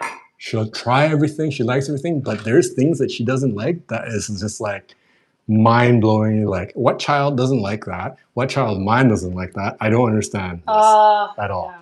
You know? So like, she'll eat everything. She's like, she's a foodie. She loves it, but she doesn't like mashed potatoes. I'm like, what? Mashed potatoes? You don't like She'll mashed grow potatoes? out of it. You know what I mean? She doesn't like burgers. I'm like, you don't like burgers? But if I'm making burgers for myself, and I'm Then like, she wants no, she won't want one. She's like, what am I gonna eat? I'm like, I'll make you a chopped cheese. She's like, yes, bet, make me a chopped cheese. And then she crushes. She's like, this is the best thing ever. Mm-hmm. I'm like, okay, it's the same top. It's the same, but just okay. constructed. Hey. Okay, Alrighty. so what else? Those are kind of weird stuff. She doesn't like. She loved pickles before. She doesn't like pickles anymore. But like mashed potatoes, burgers, that's definitely weird. Yeah, I mean, I don't know. That's about it. She's not a picky eater, but that's it. All right, we'll foil wrap that. I think the only thing that I don't like is raw spinach. Spinach. Strictly because I feel like when you put food in your mouth and you close your teeth, it should not touch. That's my only thing. There's nothing to it. It's too thin. I'll eat cooked spinach. Spinach in things. But like a spinach salad, that's not for me. That's for the birds. There you go. Mm-hmm. All right, we'll get that going. Move this stuff out of the way. We'll get to the second portion of the podcast here. The eating portion. How are you doing? Do you need a little break? There's a nice little patio. Okay. It's probably cool now. You can get a little air freshener. Now that the sun's beginning to set, it's much cooler in here, and we've stopped cooking, so that's also cool. It is. We appreciate that. Extremely hot. Yes. For a little bit there. Summer is coming. Actually, and I'm I fear it's going to be crazy. I'm going to do that. This cheese, I'll put it back with all the other cheese. Some of it's onion, apparently. Well, I think I ate the only onion, so you'll probably be okay. Sounds great. Boom. I'm not really a huge raw onion fan. You're not a huge raw onion fan? No, not really. Depends on what it is, but not really. I like good raw onion in my burgers for sure. Maybe sometimes salad. All right. What is the chat saying? There's 7 people in there all night and a very active chat. We're happy to have you here. Good call. Ramen seasoning popcorn. Oh, okay. Yeah. I can see that. I've definitely been crushed up the ramen, put the packet in, shake it up, eat it. Mm. Yeah. My ex-roommate used to make a ramen coleslaw where it'd be coleslaw and then with the crushed everything. It's tasty. I don't love that idea because really that package is just pure MSG. So even when I make my instant ramen now, I never use the ramen packet anymore because it's just not, it's that amount of sodium and MSG is just not good for you. So I'll have a jar of miso, I'll make a little miso broth, and I'll put if I need my instant noodles fix, it'll be with a miso broth, if not a real broth, just because it's just so chemically processed. Making my own ramen. I love making my own ramen. It's so good, but I haven't eaten a ramen in a really long time because I ordered it from a restaurant and I had the worst food poisoning I've ever had in my entire life. And I was cool, we're gonna take a quick break. Oh, so that would definitely make me a break from whatever gave me food poisoning it for was sure. so upsetting, but yes, it was aggressive. Oh my God, no, that's no good. But yeah, ramen, yes, ramen packets I don't love, but I can see how sprinkling that. When you sprinkle that MSG on anything, it's gonna be tasty. That's true. You know? I wonder if you like melt butter and put the ramen packet like in the butter and then like drizzle it over the popcorn. What's the flavor like there? It's gonna be like crack. Right. Like crack inside of butter. Because otherwise it doesn't have anything to stick to. It's just gonna fall right off. Oh my God. I'm gonna try that. Thank you for the suggestion. Oh my God. Oh, Victor, like right after that in the chat, he was like, "Ooh, yes, the ramen seasoning on the popcorn." Yeah, I mean, yeah. And Victor says, "Mom always made French toast savory." Okay, so it's not just mine. I'll do savory too. Like you can like put the ham in there, asparagus, but I'm still gotta hit it with the maple syrup. I actually don't like maple syrup. You don't like maple syrup? I don't like what do you put in your syrup. pancakes and everything? Just like, I don't know, any other type of syrup. Honey. Yeah, honey. What other syrups are there? There's no honey, other syrups. Peanut butter, whatever that like butter flavored syrup is. That was from like Pearl Mills or whatever that pancake syrup is. I don't know what that is. I don't know. It's whatever is like. I'm from Montreal. I'm a purist, so there's only maple syrup. Like, yeah. Really? So yeah, I don't love it. Oh my God. First thing all night, everything I was just been like, my Canadian I've been like, I'm like, oh my God, and you start in the kitchen, wow, and you make this, oh my God. Like, you don't like maple syrup. It's all right. I know. Victor says, I can appreciate a good mocktail, but the alcoholic in me would miss the octane in my drink. I understand. I'm with you. It's just like, it is just the flavor. Like, you're not going to get the same flavors with a non-alcoholic beverage. And it's just like, it's hard to replicate it. 0% beer. People who drink non-alcoholic beer, I don't understand. I love beer and I try not to drink beer because like, it's just like calories, empty calories, you know? Like I'll drink 3 beers, I'll feel good. I have 1 bite of food. Those 3 beers are basically non-existent in my body. Why did I have them? Now I don't feel anything, and I just you know. Yeah. But a 0% beer, I'm like, what am I getting except for like, you know, I just have a water. Yeah. Cliff Fong says Hard Bite sells the ramen popcorn in stores in Vancouver. Okay, so Hard Bite is a brand. I don't know. It sells ramen popcorn in Vancouver. I like that. Interesting.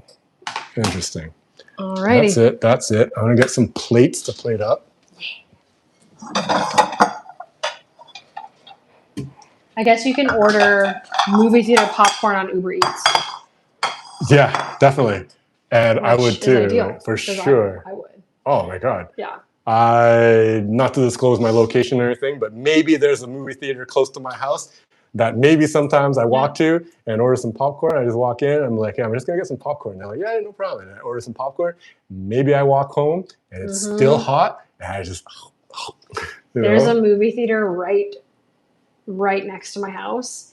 And it, you know, like when I like leave to go to work or whatever, and you can smell the popcorn if you're working like nights, bartender. I'm like, oh my God. Like, should I stop? I'm like, no, I can't get into that. So I don't do it because otherwise I'll have no self-control and it won't stop. All right, we'll plate up. Do I have a scooper? Oh, this one will be working. Our onion scooper. Onion scooper. I don't know how the bread's doing. Probably okay. I'm sure the bread's fine. You want to do the honors right there? I'm going to get us. No. You don't have to, but I can do it. Well, it's gone so messy before. It's okay. Okay. Let's give that a try. Right there. Like when you taste all of your ingredients separately and you're like, they'll be fine. And you're like, I don't know what this is going to taste like. I hope it's good. It's awfully cheesy, so that's what we want. That's all I need. Oh my God. Hold on. I'm going to put this cam down here. Yeah. All right. Here we go. Okay. It's kind of a crazy mess, but that's okay. Of course, yours I did fine. Mine's going to be a disaster. Wow. Yum. There we go. All right. Let's give it a try.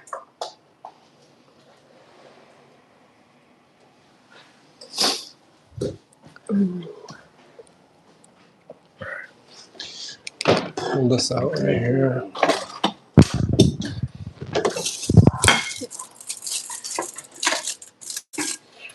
Not sure that was long enough, but I'm sure it's good. sure it's good.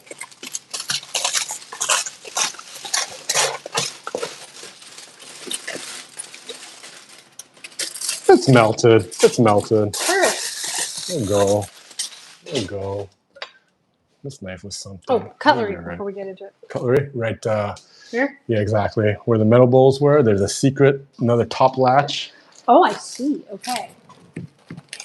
There we go. Mm-hmm.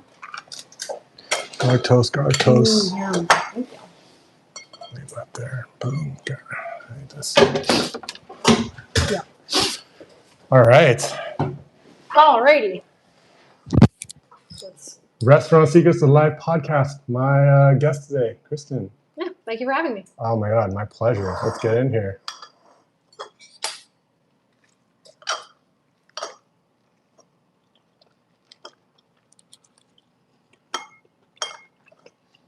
That's pretty good. Oh yeah. That's cheesy. Oh my God. Crispy, crunchy layer. Caramelized onions.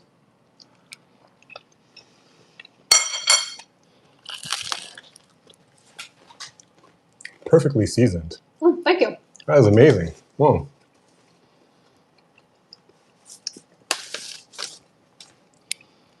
We touched base a little bit while we were cooking. We were talking about like robots bringing your food, but it happened. My first question today, what positions in the restaurant do you think are not safe from AI? Can AI replace hostesses? I honestly don't think that AI could replace anything in the restaurant industry because how a restaurant runs is like so particular to the kind of night they're having. Like, I genuinely don't think that you could use AI to replace any of them. Like, I know they do stuff like trying to replace servers in like Denny's, and I think that that's not ideal because there's like a robot's not going to understand like food allergies versus a sensitivity versus like whatever else. Like, they're not going to understand the differences of those things to the point where they can like ensure that it doesn't happen. Whereas, and you know what, there's human error as well. But I will go to a place, like if I went to a restaurant and there was robots, I wouldn't dine there. So Straight out, turning around, walking out. Okay. Yeah, because I want to go for the atmosphere, and part of the atmosphere is the people. Human experience. Yeah. I agree. And also, like, I genuinely cannot fathom a busy night. Like, if you think about the pub we worked at, imagine there was 3 floors. There's so many stairs. A robot can't like walk around, do a table count, see who's there, who's not, who's out smoking, who's paid and left. Versus like, hey, this table has been here for this long. They're probably almost done. Versus like, no, they're continuously drinking. I'm sure there's ways that AI could definitely help, but I don't want to see it replace anyone in the industry. You don't want to see it, but is this something that's inevitable? Because you talk about like, you just said like, there's no way it can do that and everything. And I'm like, well, if an AI was like, not a robot now, but just like eyes in the sky, pointing down every table, it could theoretically track, be like, first drinks are here, mains are here, this has been cleared, this needs to be bussed, checks on this table, just from like, you know what I mean? Like, so. I would say it should be used as a tool to aid restaurant staff, but not to replace them. Because in my mind, if you're like replacing the restaurant staff, like I don't see it being as efficient as like a well-oiled machine, which again, like there's room for human error. There's room for like a ill-fitting team, but I just like all of the problems that we had at the pub, especially with like Wi-Fi, connectivity, all of these things that like would go if we were too busy. Things are starting to crash. Things are starting to fall behind. What if AI starts to glitch? You start like trying to seat 7 people at the same table. I think AI would have to come a long way before it's able to do that. Okay. What about AI in like back of house? Like, could AI replace the dishwasher or a cook? I God, I hope not. Again, like I really don't. Generally, I don't think an AI should replace a dishwasher because water and technology tends not to mix. I just don't see it going well. Okay, yeah. But also, if you need something like washed on the fly and you can like hand it to a dishwasher and be like, wash this first, whereas they're like, oh, I'll add it to my pile. And they're like, no, I need it now. And what would that look like? And again, like how much further would I have to go to be able to do that? So if it's used as a tool to aid in restaurant staff, I think that would be helpful. Whereas it replaces restaurant staff, I don't think that would be helpful. That's fair. There was like 10 years ago now, they installed this robot when we were in Vegas that would like mix your drinks. It's a robot that would literally just make like a gin and tonic. It took like 15 minutes and cost like twice as much. And it was literally just like a one robot arm, like trying to figure out like swinging to like where the glass and like to calibrate where the glass was to like pour and mix the drink. And it took so long that I was like, this is not worth it. So we were like, we tried it out as like a novelty. But again, I was like, I could have asked someone, they could have made my drink in 30 seconds and we would be out of here. Yeah.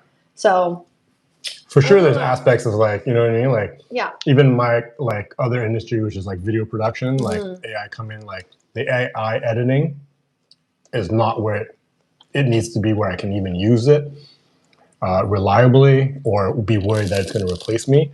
But like for food and beverage industry, I don't know. I think like, yeah, like people at a certain dining level, they come out for the experience, right? They come out for the people and everything.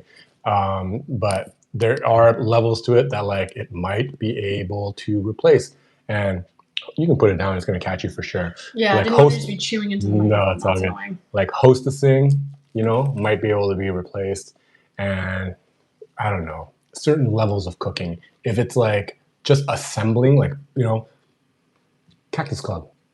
Most of the cooks there, I'm sorry, they're not cooks anymore. They're food assemblers.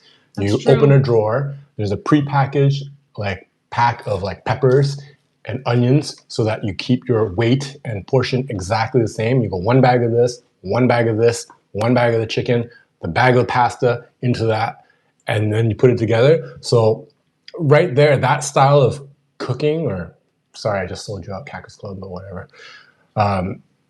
That's half a step close to being replaced by AI. Do you know what I mean?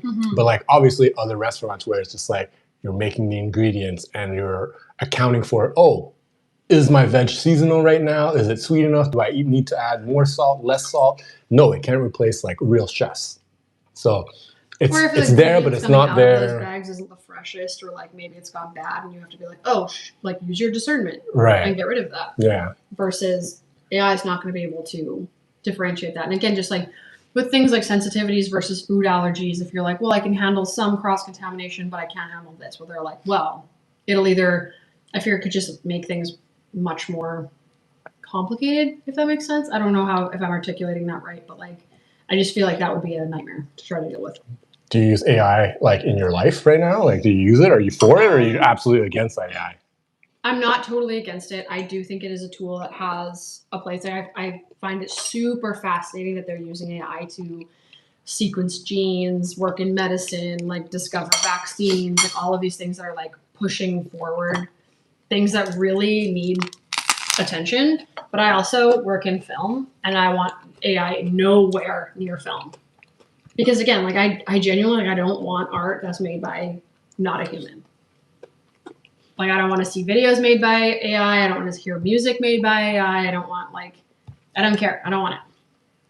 I do use it in my life to like troubleshoot, talk things out, like in a way to like comprehend things that have happened where I'm like, okay, how do I interpret this, and how can I like respond back in a really professional manner? I use it in like that ways. And I'm sure there are other ways that would be really beneficial for me, but I am neither like strictly for or against it. Someone I work with, like one of the junior managers, used AI, because he's not a coder, used AI to make an app for tip outs, for the cash out procedure, where instead of like doing manually the calculations or putting whatever, you just enter your numbers in and it spits it out. And I thought, wow, that's pretty amazing, because you don't know how to code, but you knew how to use AI to make something that's like so much more useful now. So Yeah, And that's shout super outs to helpful. you. RC, that was amazing. But Yeah.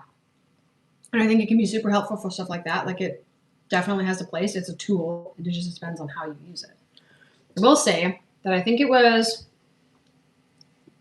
Starbucks, but don't quote me because I'm not 100% sure, that started using AI as a scheduler.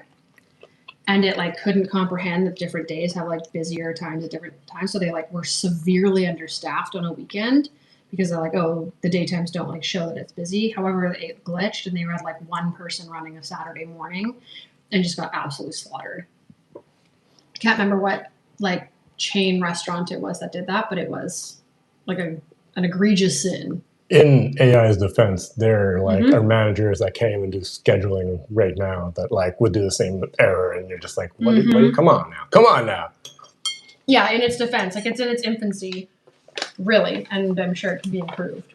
So I want it to work with humans, not against them. I want to hit you up with some quick hitters now, just like questions out of nowhere, weird questions or anything. Burgers, bacon cheeseburgers or no bacon? What else is on the burger? Anything you want, but are you going to put bacon onto it? Yes. Yes? Yeah. Okay. Pineapple on pizza? No. No. No. Okay.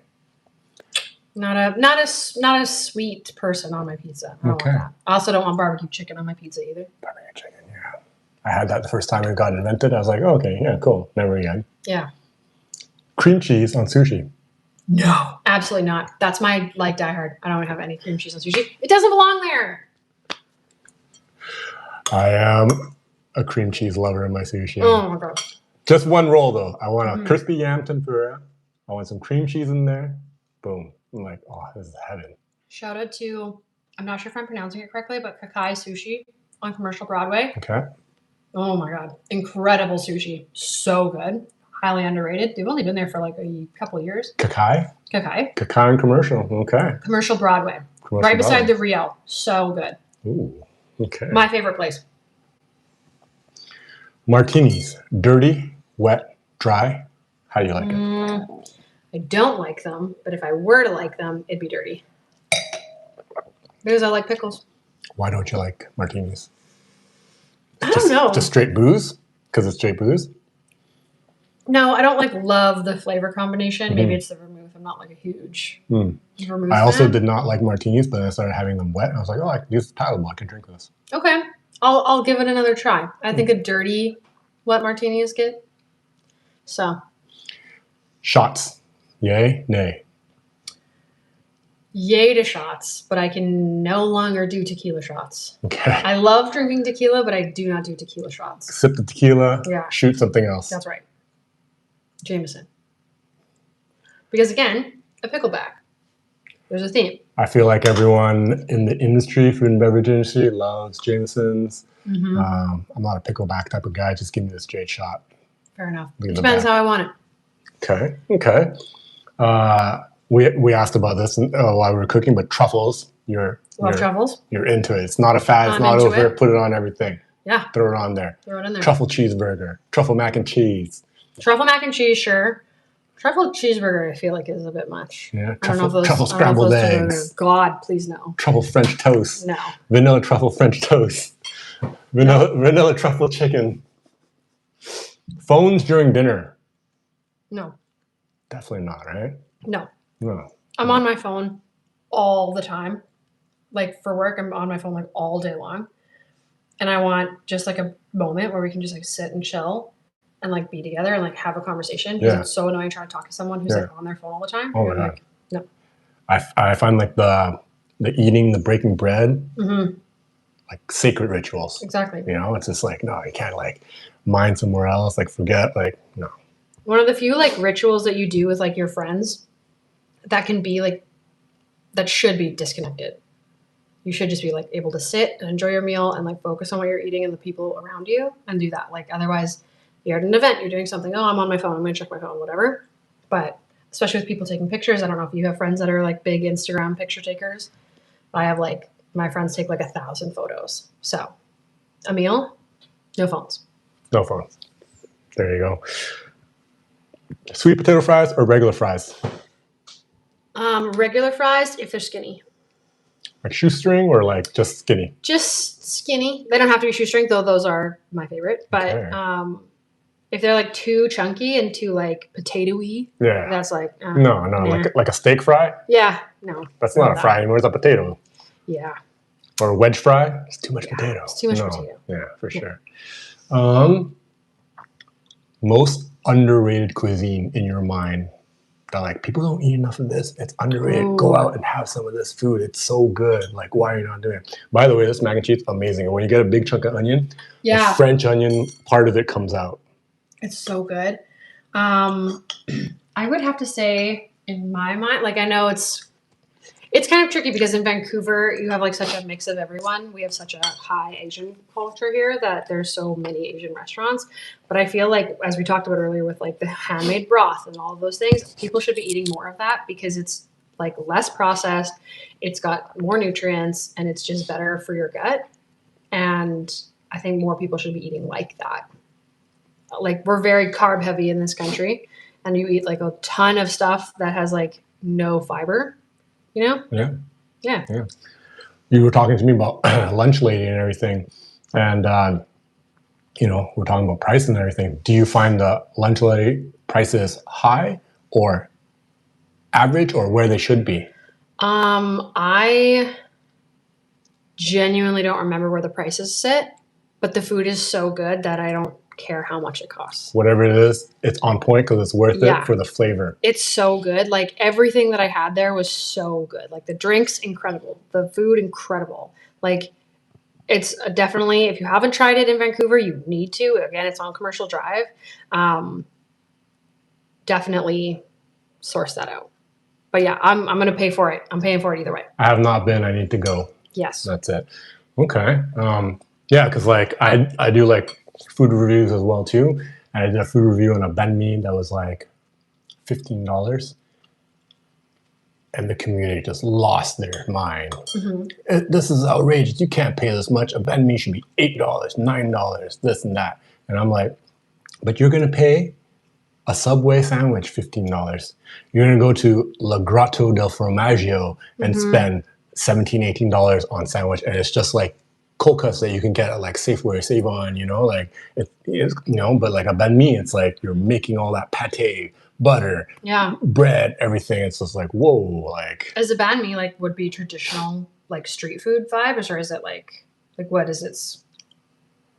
Yeah, it would be either a street food or like a bakery, a shop where you go in and they're just selling that, but they're making the bread, they're making the beets, they're making the pate in house, they're making the butter in house, like they're pickling the veg, like every component is made. Yeah. They're making the ham, the head cheese, right? So it's just like those are each. If you're making a whole roast like component, like come on. Like, well, that's the thing too, is that a lot of the time people are like, well, this is it. I'm paying $15 for the sandwich, but you don't see the work that goes into making it as good as it is. Quality ingredients. And it is the quality ingredients. Yeah. And it's the fact that it's not like that person who's been making it, that recipe that they got is probably not their own. Like it probably came from either elders, the community, or like traditional. So well, that's the thing with stigma again, right? It's just like, oh, this type of food needs to be in this bracket, this type of food, okay, whatever. And whether that's like from the outside culture putting that stigma on or from the inside of the culture putting that stigma on, I don't know, but I just want to I want to be the voice to bring it up, to be like, no, let's not do this. Let's why can't we be an Italian restaurant where people are coming and like, I'm going to have some hand-pulled noodles. We're going on a date. Put your best outfit on, you know what I mean? They roll these noodles. They cook this meat for like 12 hours. The broth is so deep. And it's like $34 a bowl. Yeah. I'm taking you out because it's a special occasion. We're celebrating love tonight.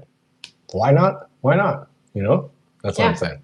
Well, and one thing is like, even if it is just supposed to be like street food style and therefore should be a lower cost, you forget how expensive it is to exist in Vancouver, and like property taxes and like you having to pay rent on the restaurant that you're in, the space that you have, and like all of those ingredients, it all adds up. So it has to be like worthwhile. These people still have to make money. You still have to pay to live. But it's just, it's still like, the word street food, but like, okay, so if spaghetti bolognese was eaten on the streets, it should be cheaper, and it can't ever be like that price. Pizza, it's like how like where are you sourcing your flour and your water, and that a pizza can be like $40? Well, and specifically because like Singapore is one of the only places where street food vendors can earn Michelin stars. So you're having like Michelin stars are obviously highly, highly regarded. You still have that on the street food. Does that affect its price? Like because it's so good, or are they like, no, it's still street food. You should still only pay dollars for it, So it's again like cost analysis and Michelin stars. That's a great segue, but my eye got caught on one of these comments right here because the comment is something about au banh mi, and it's a sandwich shop that I tried, so I need to read what this says right here. that. Okay. I'm gonna have more garlic bread. Absolutely do. Could you both, if you both could open your own restaurant, what is the pitch / concept? That's a great question. Okay. Finish in-store food. I don't know what that means. Cliff, I don't know what that means. Finish in-store food. Stainless or non-stick pan. We talked about that. We can touch Stainless. that. Stainless. To be fair, au banh mi is trash. Thank you very much. So I tried a banh mi. I was like, this is amazing. Everyone in my comments was like, try this spot, try this spot, try this spot. And one of the spots was like au banh mi. And I was like, when I see this place, before everyone told me, but so many people were telling me, when I see it, I'm just like inside, my spider sense tingles, and they're like, it's not gonna be good. It's not gonna be good. It's gonna be generic, blah, blah, blah, blah. So many people told me to try it. I tried it. I really don't like getting reviews, especially in these places. I hate that. But it's just like I already bought the food. I did the whole intro. I've been shooting. We're gonna be honest, and I'm always honest. It was terrible. I trashed it. Oh, bummer. But hey. That's it. Stainless or non-stick? Stainless. Stainless, cast iron, never non-stick. You're eating that. You're putting it in your body. We don't like it. Yeah. And also, if you know how to properly use your stainless steel pans, they work like non-stick. Oh, yeah. Yeah. For sure. Yeah. Little kitchen secret. There's many ways to learn how to use them.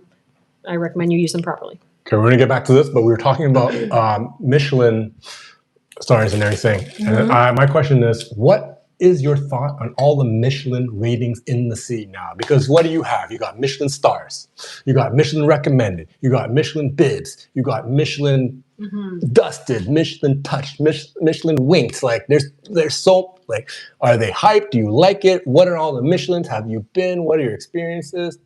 Tell me about the Michelin. Well, my sister is a foodie, so a lot of the times we go out to like really good restaurants. So I've tried a lot of Michelin star restaurants.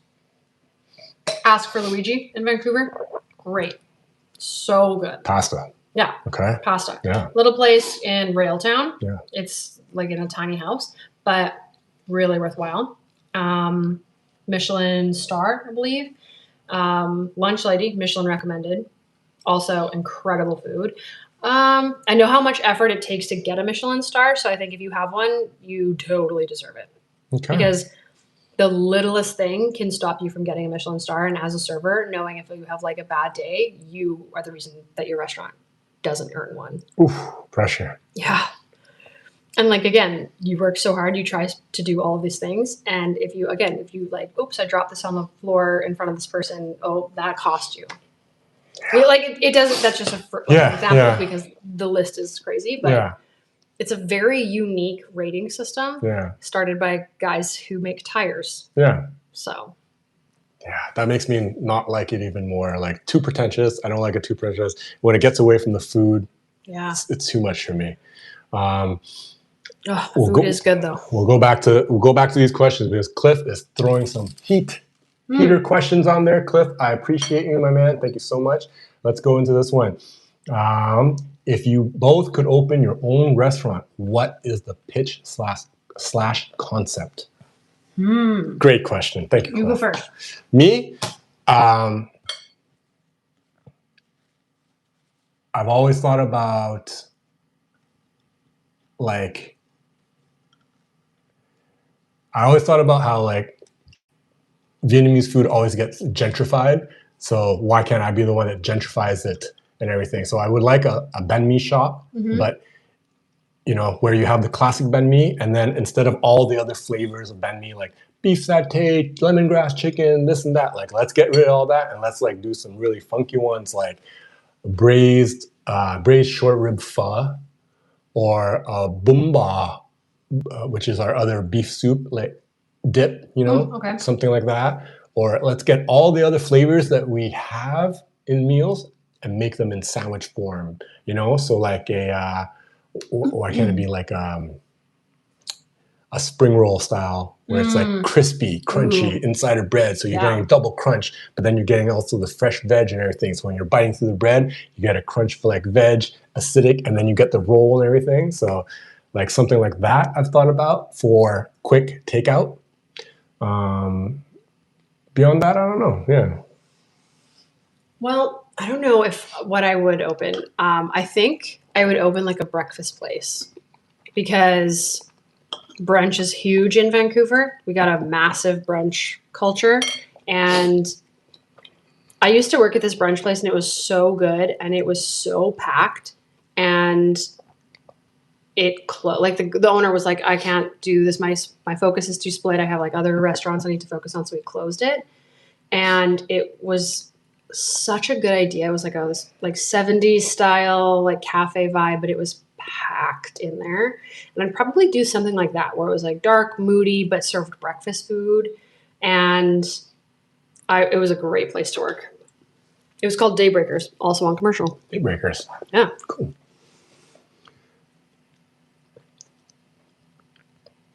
Cliff Fong thinks Michelin is trash. Okay. You have to pay to submit your company. So it's like just pay to play, bought out.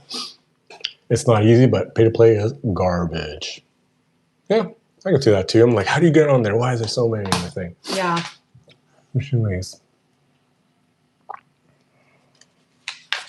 I know that when chefs like earn one, it's like such a prestigious moment in their career. And I think Gordon Ramsay said when he lost one, it was like sadder than if someone in his family died. Jeez. I can't remember exactly what he said, but he was like, it hurt so much to lose a Michelin star. Jeez. You've been in the industry a long time. Back in the kitchen, used to be a lot of yelling, used to be a lot of hazing and everything.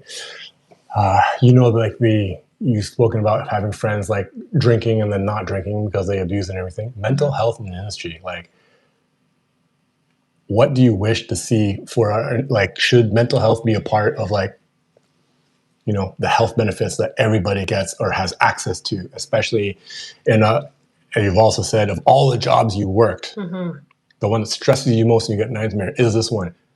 Should we have some sort of collaboration, open gateway with mental health support as industry workers?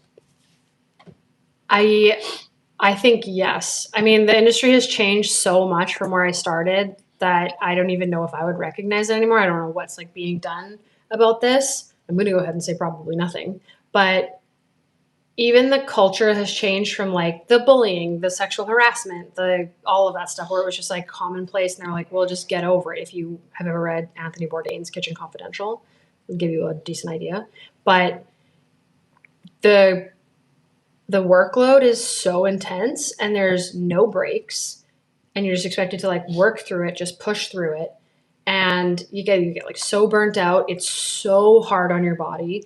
And a lot of people I know have turned to drugs or gotten very addicted to drugs because it's the only coping mechanism that they had.